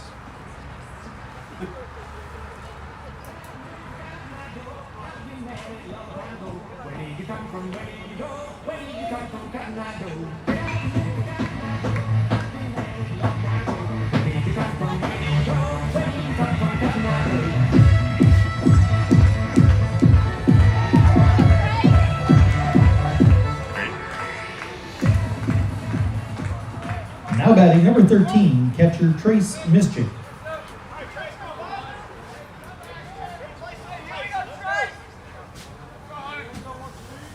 It's the mental part of the game. Cotton Eye Joe, of course.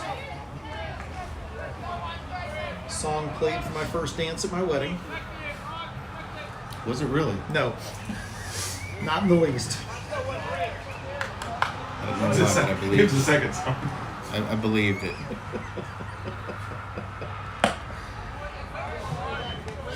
A very short marriage, if it were. Activity over in the Bengals bullpen. Looks like maybe a couple of people warming up over there. Oh, and a little base hit. They could have taken that right there at second. That was a little scarier than it needed to be going across the diamond. But Perrin catching does a nice job and preserves the shutout. Bases loaded, 3rd out. It's 7-0 as we go to the bottom of the 5th inning. What is this music I hear, Matt? Well, this is the 7th inning stretch. But we're in the 5th inning, Matt. Well, we only played 7. So we're gonna do it in 5? Well, MLB does it in 9. Does the 7th inning stretch in 9 innings. So we're for going high 2 school. innings before the beginning of our game, or the end of our game. Yeah, correct. I don't think I've ever heard this version. Are you sure? This is the extended This is version. just hits of the Calliope or something. I'm not sure what this is. I think the circus is in town. Yeah, it could be. I certainly don't Is that know. a carny down there? I see the elephants walking by. There goes the Bengal cat. There's a lot of him in peanut gallery, that's for sure. Matt, I'm not sure we're stretching here. No? We're stretching. Well, it's, Maybe we- it's a stretch, all right. Maybe we should go straight to the players' music. Who do we got Lord coming up? Almighty. I'm going to put that down as a let's redo that one. Yeah, let's get rid of that one. How do we get rid of that one?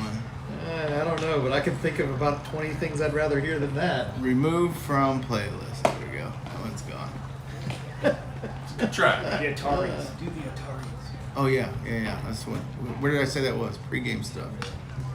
Yeah, that's right. Well, due up here as we go into the bottom of the 5th inning. Coleman Blake, Keegan Conroy, and Kevin Fagan, the 8, 9, and 1 batters. And it'll be up to them to get this thing started up again. So far, the 3rd and 4th innings have been hot. They put 4 up, 3 up, and now there's 7 on the board. Here we go. Jimmy, this is the short version, right? Yeah. Ready? Yep. You're live.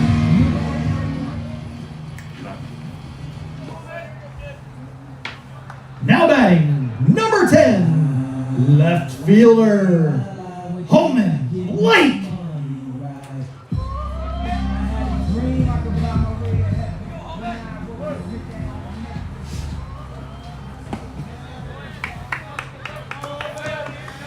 Daddy hack. Coleman Blake here at the plate.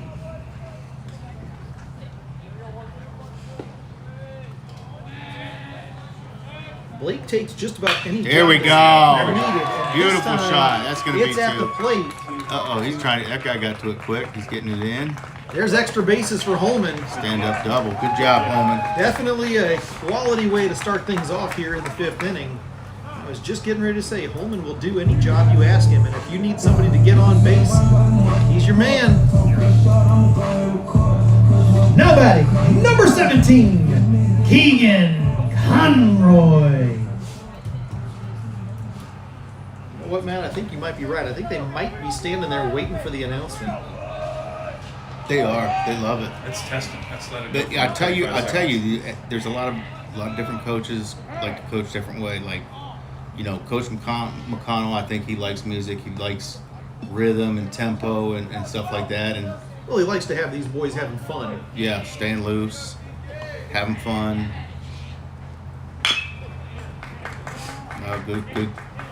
Good read by Holman. Safe. Holman helps Keegan out there real quick. He just stayed off the bag long enough and close enough to Jordan Reed to make him think about where he was going to throw it and whether or not he should. Yeah. And it was enough time bought. Worst enemy in this game is your brain, your mind. What are they going to say? They're going to say he interfered? Nah. Impossible. He just asked for the home plate. His view.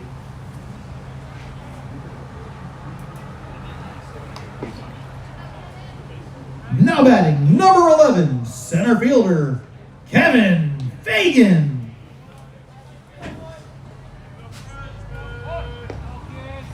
Umpires down here doing a real good job actually of communicating with each other. It's actually one of the things that doesn't get a whole lot of attention. Oh, that ball is into the net. Oh! He caught it clean. I cannot believe he did.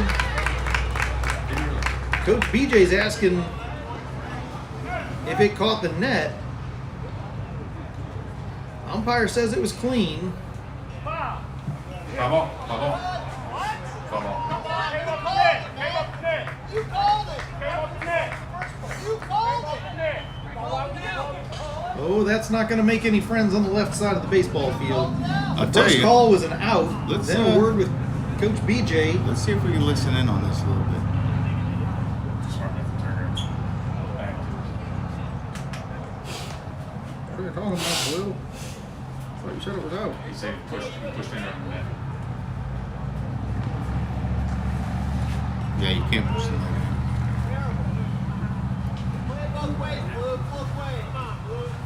Both ways. Wait, it's 7-0. Is that the game changer? Is that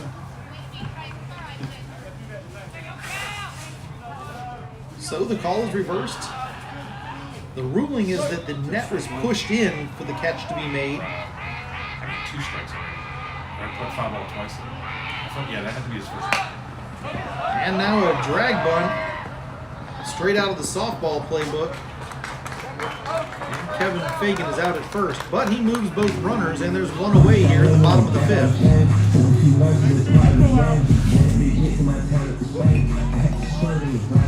Now batting, number 12, Riles Morris. A couple of the parents on the May River side still having a word. I'm just hoping the parents on our side forgive me for that 7th inning circus. Well, Well, it wasn't my fault, I honestly. don't think the parents are the. I think Philip was the one doing song selection, Well- and he just picked the wrong version. quite frankly, Jason and Philip set you up. Yeah. And I Boys don't in the know. truck. I don't know if we're going to keep them around. Yeah, we're going to see if we can find some new guys. Well, we had a lot of applicants, didn't we? We did. And they're all in the room right here. Most of them. Actually, did any of you guys fill out an application? I No, don't think we did. They're down in the east wing. They're down in the east wing. They're on deck. They're upstairs in the suite. 1 and 2 is your Yeah. count. That's right. They're upstairs in the suite. Well, they set the buffet up tonight, so They did where? yeah, it's up in the suite, Cut 907. in the sky suite. They can't send it any down? No, What do they got? They got 2 outs is what they got. Riles Morris down on strikes. The captain comes back up for another turn. Now batting. Sorry. He's all business. Yep. He wants to swing the bat. There. Yeah. And there's Kevin. Excuse me.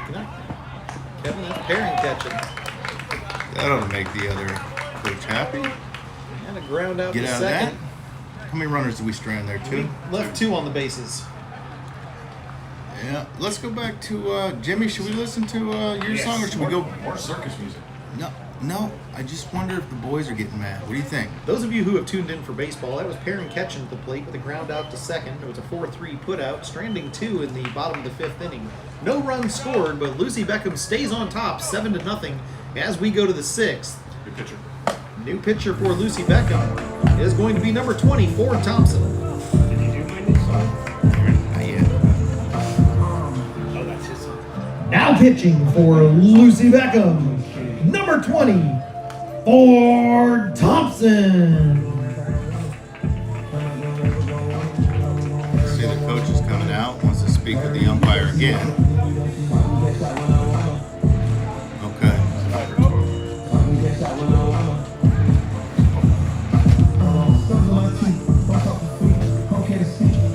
Ford Thompson coming in to take over on the mound after a fantastic 5-inning performance from Hunter Doyle. I'm getting a stink eye from the coach right now. Hunter gave up 3 hits, no runs, had 6 strikeouts and 4 walks. Tossed 89 pitches, faced 21 batters, and had an almost 67% strike rate. Nice outing from tonight's starter, and if things hold up, the win will be his. I'm having a hard time spotting the masked marauder out there. Batter. Somebody might have invited him up to the suites. Look high, look low. I think I have an eyeball on something out there. Here you go. About 20 feet to the right of the light tower. Batter. Now batting, number 9, first baseman Joseph Schroeder. Oh, you think you see a little tassel or something out there? It's hard to say. Where's the binoculars? They're tucked away, safely sleeping in the bag tonight. Monday Night Baseball, I sometimes forget a thing or two. Ford Thompson working on the mound. Starts things off with ball 1, and Schroeder waits on the next one. You know what wouldn't surprise me? Let me guess, it goes for the bell around its neck. If DiNapoli shows up right after the game. No chance. No chance. I don't think he's even here. I do not believe he's at the park tonight. That should be time served. 2 balls and a strike here on Schroeder. Good behavior. Ford Thompson from the stretch delivers, and it's now 3-1.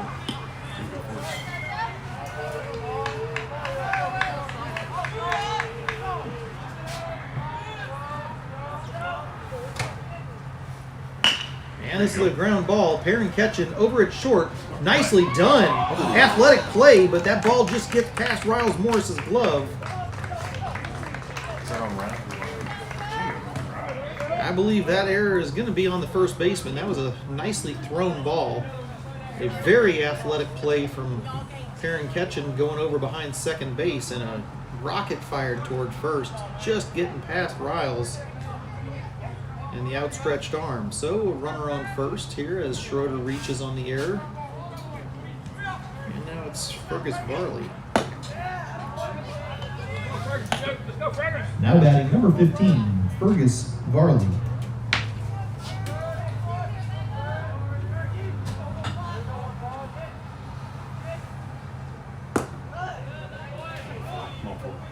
Ford Thompson having a little bit of trouble placing the ball. He's gone wide a number of times. Now just a little bit high on a 3-0 count. Varley waits on something he can work with. Once again, a word of thanks to the good folks over at Charleston Tuxedo. Say what? Oh, sorry, wrong spot there. Charleston Tuxedo, who donated a tuxedo rental for free to the Lucy Beckham baseball program. And that was auctioned off, and the winner chose to stay anonymous. That's their prerogative. But whoever it was that won, we appreciate your winning bid. And of course, Charleston Tuxedo, we appreciate your kind and generous donation. If you have an occasion, it's going to get you out, get you fancy, whether it's prom or maybe something coming up here with Spoleto Festival this summer. You think that'd be too much for date night? Oh gosh, no. Go out, take the nice car out of the garage. Now batting number 10, third baseman Aaron Guthrie. Take the nice car out of the garage or get a fancy Uber. Throw on a tux. Go out and make a night of it. Go out on the town, Matt. Oh, no, that's foul. That's going to be foul. That's a long foul and a loud one, I but think that's in the bullpen. it is foul nonetheless. Yeah, if you want to go out on date night, or if you want to celebrate the end of the season, or as we have senior night coming up. If you're a senior or the parent of one that wants to look the part, April 22nd. Well, I'll say one more thing about the auction, and I know Dave doesn't want to reach out to many people. I know that we've had a lot of parents do a lot of things, but if any of you guys out there listening or end up watching the show or watching the playback, anybody with relationships with golf courses that can get a foursome, donate a foursome, maybe a beach house property for the weekend, a staycation. Those items usually do really, really well, and I know these boys would definitely benefit from auctions and donations of things like that.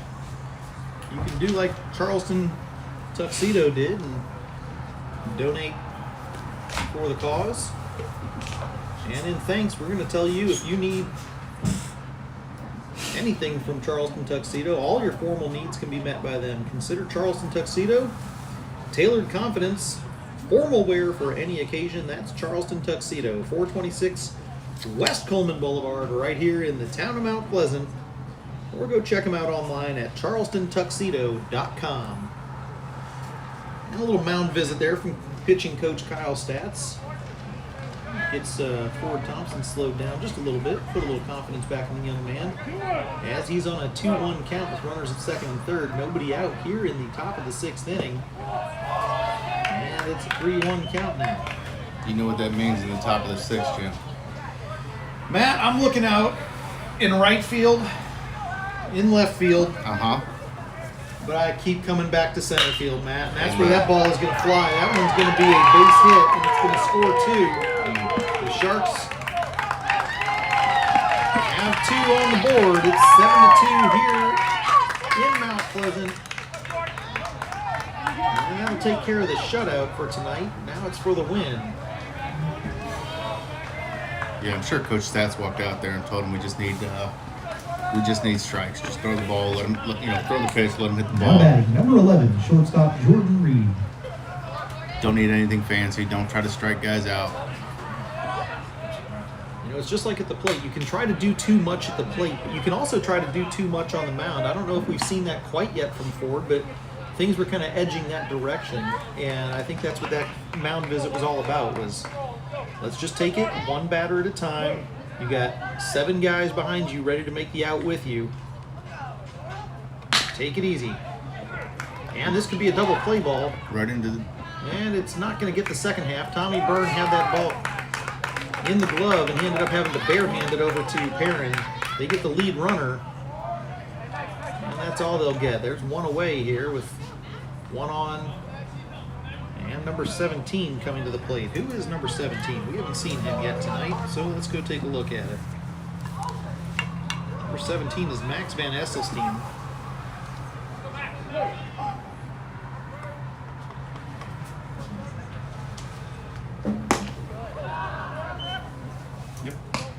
Now batting, number 17, Max Van Esselstine.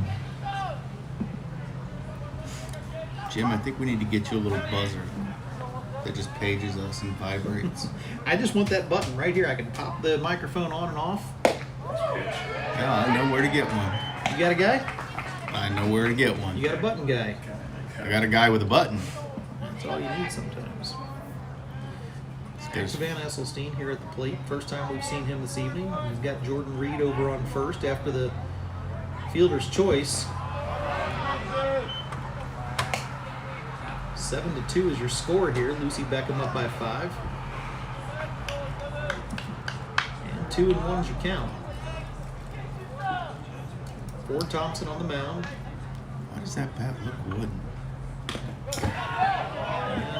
Thompson runs wide with that one. It's 3-1 now. That actually might be a wood bat, is it? It's got the look of it. It looks like it's cupped at the top also. It very well might be a wood bat. Let's see if it sounds like a wood bat. Hopefully we won't find out. Nope, No, that is another bat. Aaron Ketchen Gathered it, with a 6-3 put out. pulls it in, makes a nice strong throw. Jordan Reed Two advances down. to third, and that'll have two. Tannen Mankowski. I think you see Now batting, number 2, Tannen Mankowski. Ford starting to relax a little bit. So it looks like we're going to probably see a different pitcher in the next inning because that was Logan Hargis that was in the lineup where Max Van Esselstine was. Yeah. We got to go to our parent of the week also.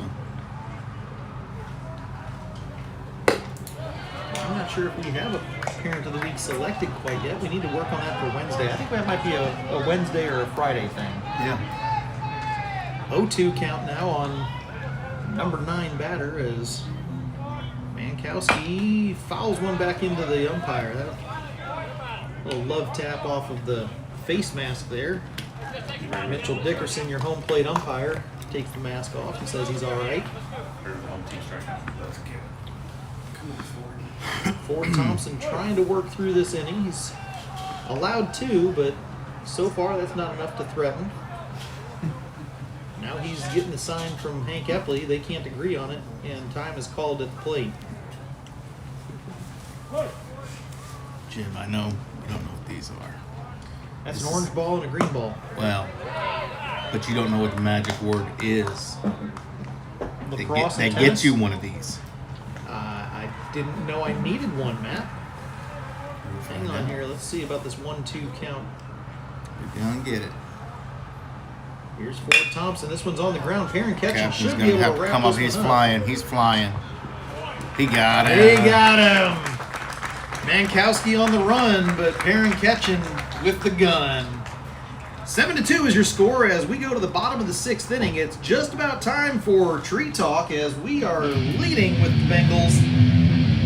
Here in the bottom of the 6th, we're playing baseball. It's 7-2 at the back.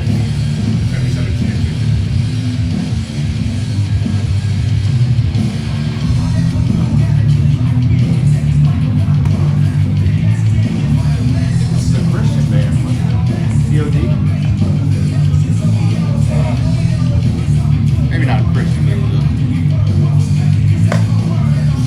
got your hand high. Ah, that's the old buzzer. It's all right. Now pitching for May River, number 17, Max Van Esselstine.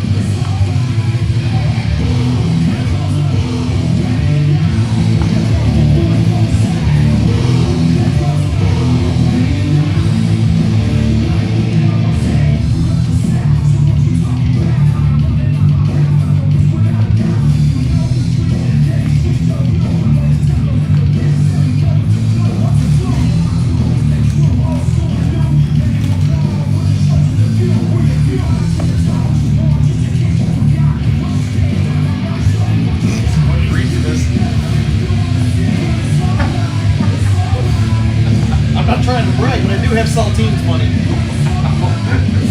Free saltines, and it was a meal. You get the meal at Distraction, you bring my salty.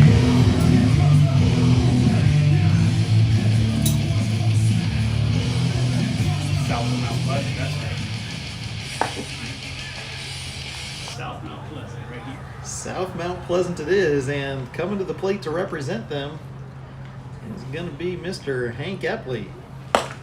He's timing up this new pitcher as that's the last of the warm-ups, and we're going to get ready for baseball here in the bottom of the 6th inning.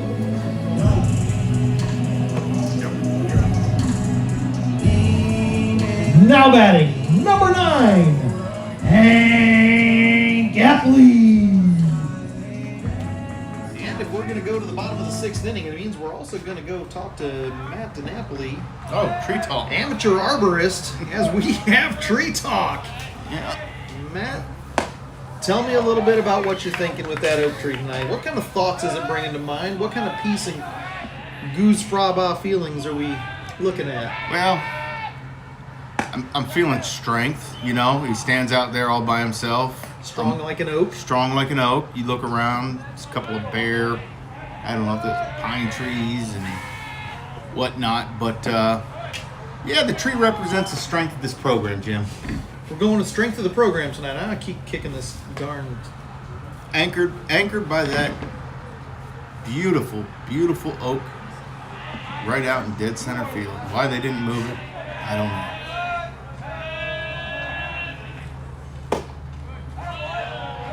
Sees one high. So from amongst the scrubs, the mighty oak hath grown. Hath grown, yes. Just like this program. Seems to have settled. Just like this program. Just like this program, and with the patience of time exhibited by the oak tree, Hank Epley takes that same patience and draws the walk.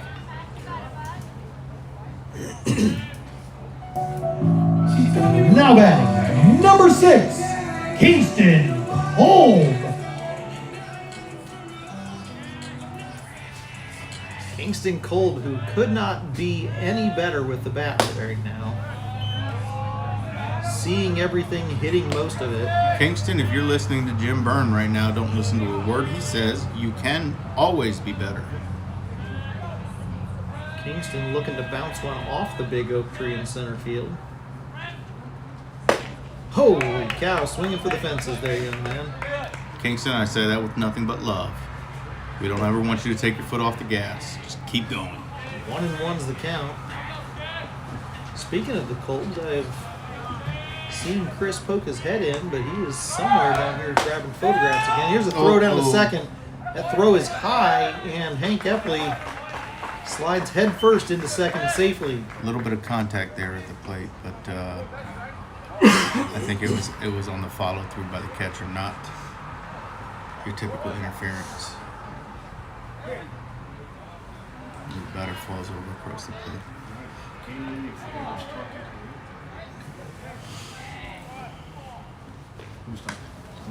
Van Esselstein from the stretch takes it outside, and Kolb knocks it on the end of the bat, foul.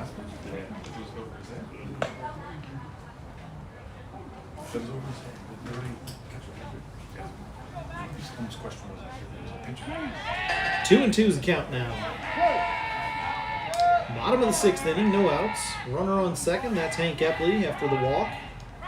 Man at the plate is Kingston Kolb, and that ball is down in the dirt all the way to the backstop, and Hank Epley's going to get a free 90 feet. Have they called time? If I was a sneaky base runner right now, I'd be creeping. Both heads are hanging. Nobody's looking at the runner. Yeah, time was called there. We'll check that on Trace replay. Mischik asked for it from the home plate umpire, and he got it. Now a full count. Here's the payoff pitch, Good king, right side king. and it's another walk. That kid's one tough out, I tell you that. You're laughing. Now batting, number 3, Tommy Burns. Runners at the corners for Tommy. No outs. Opportunity for Tommy to do something here. Earn himself an RBI. Moving runners around. And the ball on the ground. No, Jordan no. Reed takes the fielder's choice. He'll retire Kingston at second. Tommy safe at first.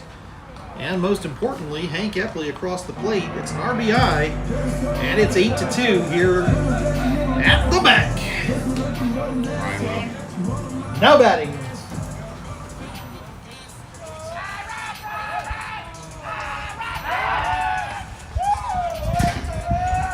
Now batting, number 4, Ryan Rogan. There is a Chili Willy that has just walked into the booth back here. Ladies and gentlemen, straight out of the LL Bean Winter Collection, it's Nikki Ketchen, complete with knit cap, gloves. Jim said you guys catering sent a bunch of stuff up to the suites. We'll be happy to get you some. No. Nikki, of course, taking care of things downstairs right below us at the wonderful bar and grill known The as grandstand. No, just the concession stand. the grandstand. The grandstands. I like it. Thank you. There you go, Jimmy. I like it. I'll get y'all some Everything in food. baseball has a Burgers. nickname, Everybody has Burger a and you don't get to Thank name you. yourself. No, you can never name yourself, otherwise you might as well just stay home. Yeah. Rogan fouls another one off to the left side on the 0-2 count, stays alive. It's 0-2 once again. Up in the box. Expect that curveball. Challenge a fastball. If he's back in the box and that thing breaks, he's going to end up lunging at it, and that's not what he wants. He's right up toward the base, or right toward the plate. Hands are low, calm. Runner takes off. That pitch is high. Tommy Burns slides in, and he is out at second, says the Blue. That's nearly impossible, but okay. So Tommy Byrne taking off the bases. I think that throw was probably 76 miles an hour from the catcher. No? 2 away here for Rogan. Yep.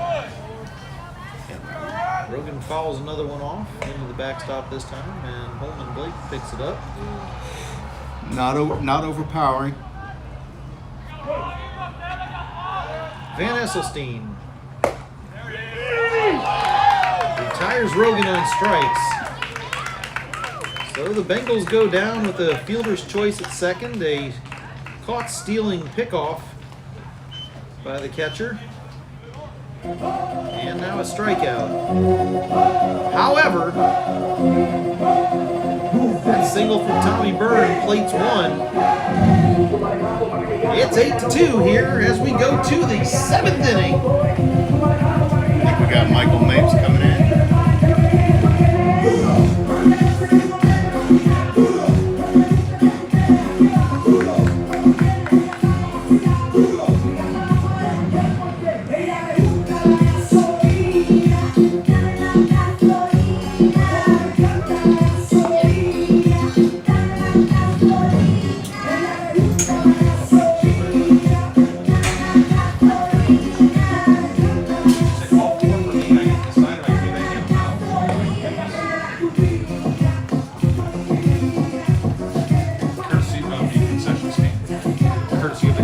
Now pitching for Lucy Beckham, number 14, Michael Mapes.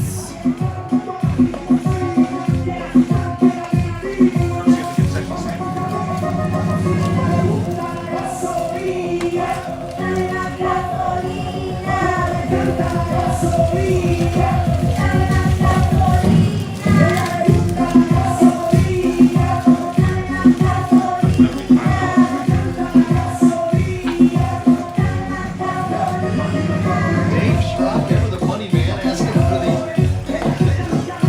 for the $5. Run the tab, Dave.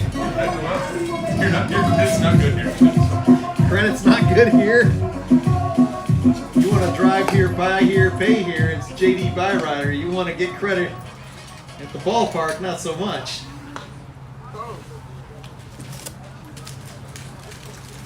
And as we go into the 7th inning, we'll have the top of the lineup here.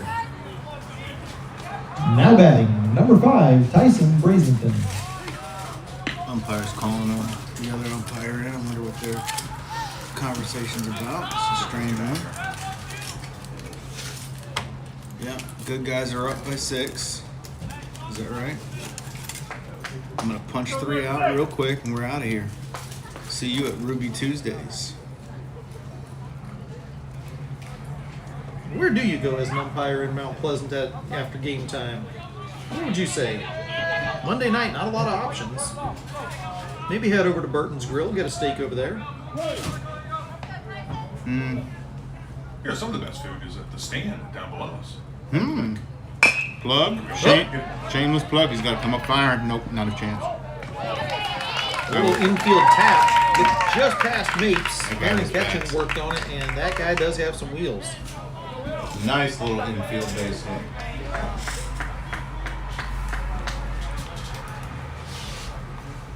Now batting, number 3, Will Korn. Will Korn here at the plate. He's the man with the wheels, they say. He's got the stolen bases for the team. Brazington,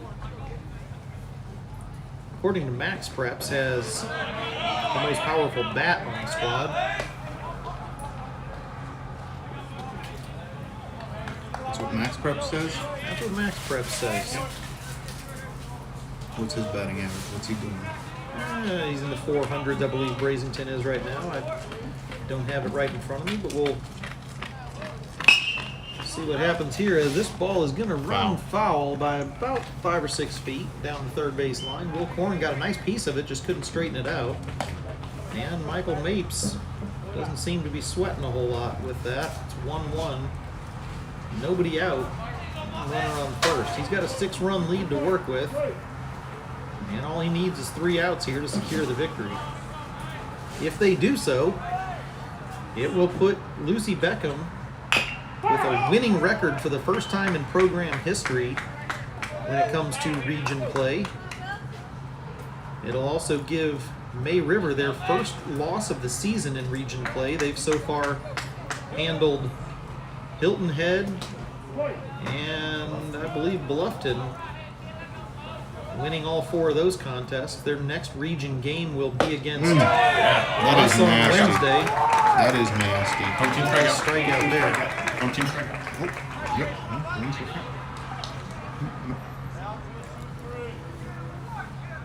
All I hear is the chewing. We missed it.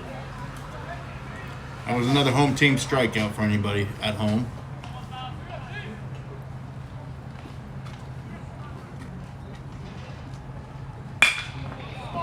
And a base hit by Trace Mischik out to right field. Kingston Cole comes up swinging with it. And it's a 2-on situation here as Joseph Schroeder comes to the box. Now batting, number 9, Joseph Schroeder. Number is that running? 8. These are definitely some premium burgers. And I'm wondering if Dave Schrock got Running these for the from. catcher, number 8, Gustavo Are these Gomez. Wagyu beef? It tastes like it. Nothing. I You gotta move the microphone because it sounds like it too.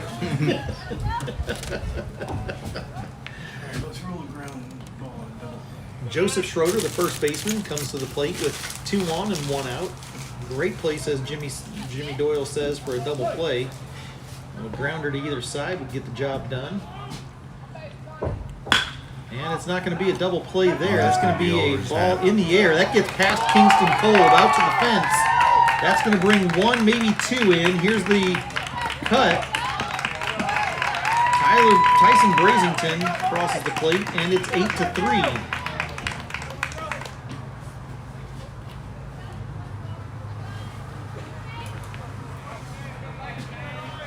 Now batting, number 15, Fergus Varley.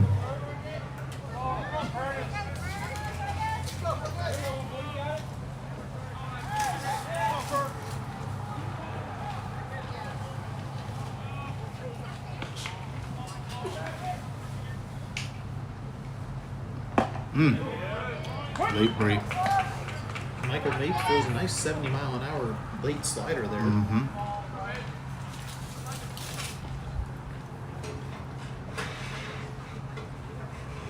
Fergus Varley, the man at the plate, playing designated hitter tonight in the lineup. Just a little high.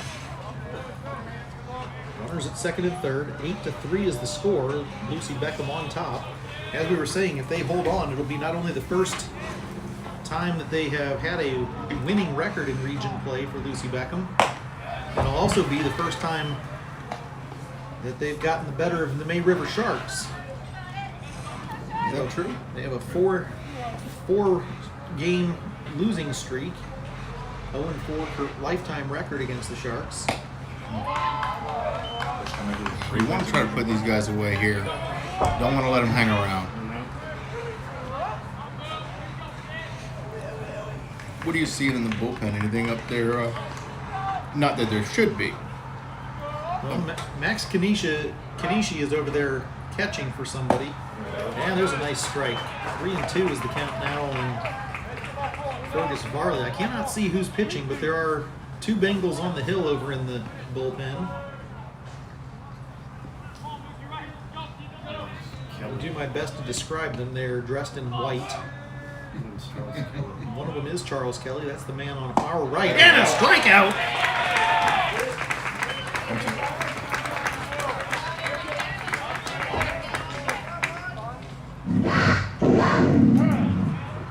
That's a home team barbecue strikeout. Now batting. Now batting, number 10, Aaron Guthrie. So 2 away here in the top of the 7th inning. This could be the nail in the coffin if Michael Mapes does that again. Nice little pitch there. That's that 70-mile-an-hour sinker that he likes to throw. Which I think that was a slider the way it cut out. And another one gets Aaron Guthrie on an 0-2 count here. Mapes steps off, shakes it out, comes back up on top of the hill, steps on the rubber, and comes set. Long pause. And this ball's on the ground. Perrin Ketchen is right there. He's going to come across the diamond. And that's it, boys and girls. Lucy Beckham with a Region 7 4A win. Your final score, 8-3, as the Bengals get the better of the May River Sharks.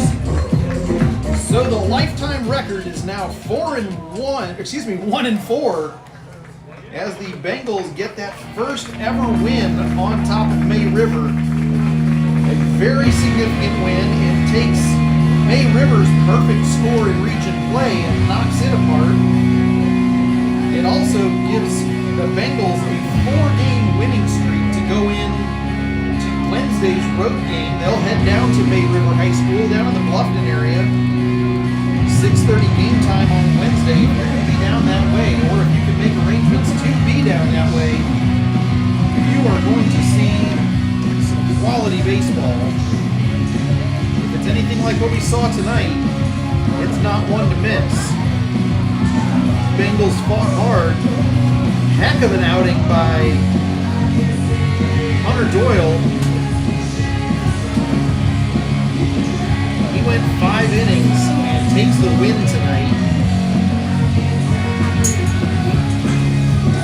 Let's take a look back at this game here. May River, 3 runs on 7 hits and an error. Lucy Beckham, 8 runs on 11 hits and an error.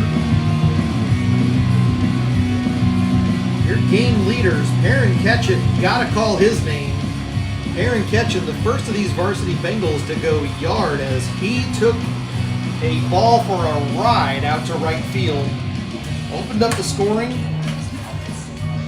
Never looked back after that. Ended up having 4 runs there in the 3rd inning. That inning alone is what won that ball game. And it was Will Korn who ended up taking the loss. He ended up coming out of the game in that 3rd inning. He went 2 2/3. And he's on the hook for the loss.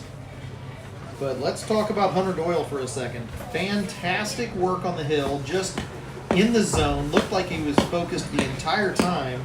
Yeah. Did not seem to mind that May River was this big, powerful team, region opponent, always coming in, always having their way with them. Didn't see any of that. All he saw was the strike zone, and he nailed it. 89 pitches over the course of 5 innings. Ah, Beanie guy. you owe me $100. I don't remember that bet. I do not remember Hey, that bet. I have an idea. Let's do this. Nothing is ever good. Can we just play a walk-up song? Speakers are still on. Speakers are on. Let's Let's see what happens if we play this if music. we play this, if we get that attention. One moment.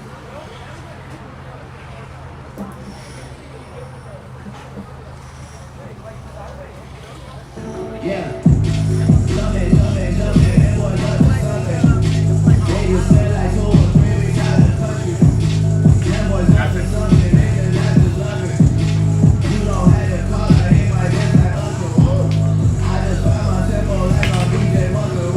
Nothing there. Nothing there. Oh, I'm sure he's just being a student of the game, talking to the coach. X's and O's, you know? Needs to keep a low profile. Player X. Good game. Good game, Jim. A little slow there in the first inning or two. But it was nice to see them get hot. And when these guys get hot, I think they're unstoppable. We would like to thank the players, students, coaches, families, and supporters of May River High School for their competition and sportsmanship this evening. The Bengals' next game will be on the road as we travel to May River High School on Wednesday for a 6:30 rematch. The Bengals will then host Somerville High School on Friday at 6 p.m. There's no better place to spend a spring Friday night, so be sure to come out to the Beck and cheer your Bengals on to victory. Thank you for attending this evening and for your continued support of the Beckham baseball program. Please drive safely on your way home and have a good night. Got to make sure we get all the stadium announcements in, as well as a little commentary here. But yeah, just a lot to see here that was good, a lot to be proud of. Obviously, going on the road and going into somebody else's house is a bit of a challenge, so we'll see what that brings on Wednesday. But it doesn't get any easier from there. We'll have the road game Wednesday, and then we bring in the big 5A school, Somerville. And, of course, can't talk about Somerville this season without also talking about PJ Orlando. We'll have them here in the stadium. Yep. But nothing to be afraid of. They're just a group of 15, 16, 17, 18-year-old boys just like these guys, and they've got to do more than just one person's baseball. They've got 9 guys that have to be out there performing. And I don't know how Somerville has done. I know they've fallen in the rankings a little bit, but the Lucy Beckham Bengals seem to really be coming together nicely. It's been 4 wins here in a row, including over a 5A opponent last Thursday, West Ashley. Yeah, I haven't moved off my position earlier in the year after that win over Wando. You kind of see it. You could kind of see it in the preseason. You could see it in the PBR Shipyard Showdown. The DNA of this team, and I mean, I look around at any one infield position, and I don't see a weakness. You look around in the outfield, you got guys with speed, guys that are reliable, they lay out, they do their job. Now you come back to the offensive side, and if they get going early, they have fun. When they have fun, But we said they it score earlier. a lot of runs. We said it earlier. Fun is a key component for B.J. McConnell and his type of baseball. But we've talked a lot. We've said a lot. And I think that we've covered our position. I'm going to hand this over to our own personal Yoda of baseball, the silent man behind me who's been pushing the buttons on the scoreboard all night, and that is Jimmy Doyle. Jimmy, what do you see here tonight? That was your son that was pitching on the mound. Heck of a ball game for him. Great performance. What do you look at as we go into Wednesday? I see confidence, and it's been a long time in this program to see confidence. Yeah. You know, to see these guys, you know, every inning ready to make plays, ready to do the job on at the plate. You know, it's just that mindset. Yeah. You know, wins create confidence. And these guys have really put in the work at practice, and it's really showing off right now in the games. Yeah, it reminds me of the sign in Ted Lasso right above his office, "Believe." Don't know if you've ever seen the Ted Lasso, but that's what I see in these guys. I see they have the belief. They have the belief in the coaches, the program, each other. You know, the camaraderie is there. They're having fun, and not to mention, okay, not only the product that you're seeing on the field right now, but let's remember this year, we only have 2 seniors. So the depth of this program that is coming up behind this year is exciting. If they continue to develop at this pace and this way, I mean, your younger son's going to come up through. So you have this sort of the creation of this legacy that's now started here under McConnell and his assistant coaches. They're doing a really good job, and they've done it quickly, to be honest with you. They've done it very quickly. This program, let's be honest, it was a mess. Call it what it is. And he came in, he set an expectation, he cleaned house, he said this is what we're going to do. He's done it. He's a man of his word. You know, I think as long as they continue to believe in that, they're teaching the generation behind them, or the class behind them, or the guys that are coming up to B and JV and up to varsity. They want the Friday night lights. You know what I mean? They're going to go home and they're going to put in the extra work. They want to be here. They want their walk-up song, and so I just see a culture taking shape. Now, admittedly, there's a lot of baseball left here in the season. There's a lot of baseball left, and before we put our chips on the table completely, we got to make sure that we continue to deliver and turn that culture into wins. Make sure that it's a program that's not just proud of being something different, but also proud of being something successful. And I think we're starting to see that here. Yeah, I think you can't. You know, I don't want to put the cart before the horse. You know, we got a lot more games you got to play, but you also have to give credit where credit's due. Like I said, this program was a train wreck, and we have a bunch of class acts, guys that get out in the community, guys that spend time together off the field. They're doing all the things that championship caliber teams do. They have the makeup. I haven't seen any of these guys wearing makeup. And they're having fun. I mean, you look around. If you look around at these guys right now, they're clowning around. They're having fun. You know, when that dugout is in there and they're having fun. And the other thing that I admire about the program is that we've got guys that are first-year varsity guys.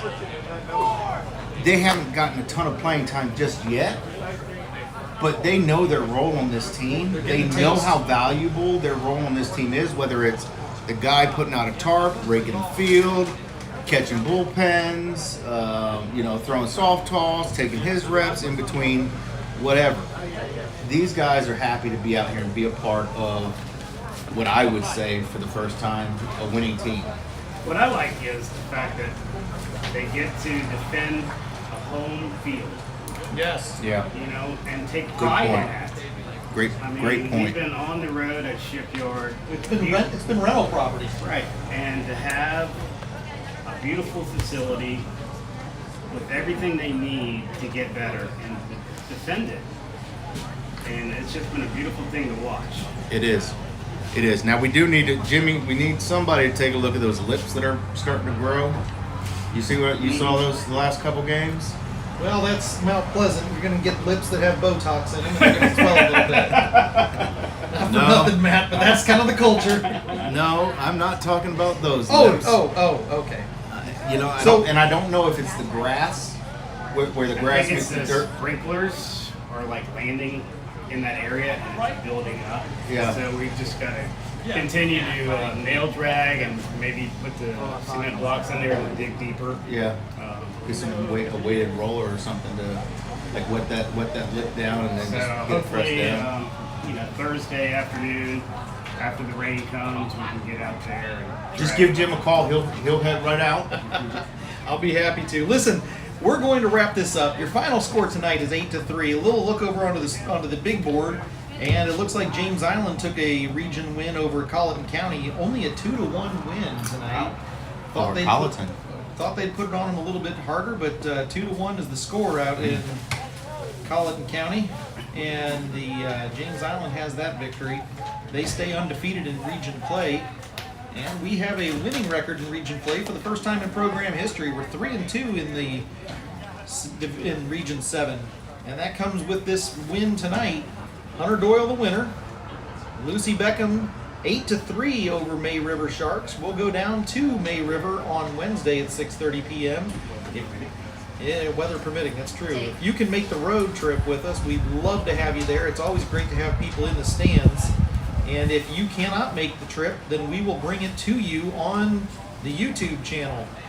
For tonight, and on behalf of Coach B.J. McConnell, Athletic Director Frank Torcasio, Principal Anna Dassing, and the boys in the booth, Matt DiNapoli, Jimmy Doyle, Dave Schrock, I'm James Byrne, telling you thanks for coming out to the ballpark. So Have a long, great everybody. night. Good game, boys.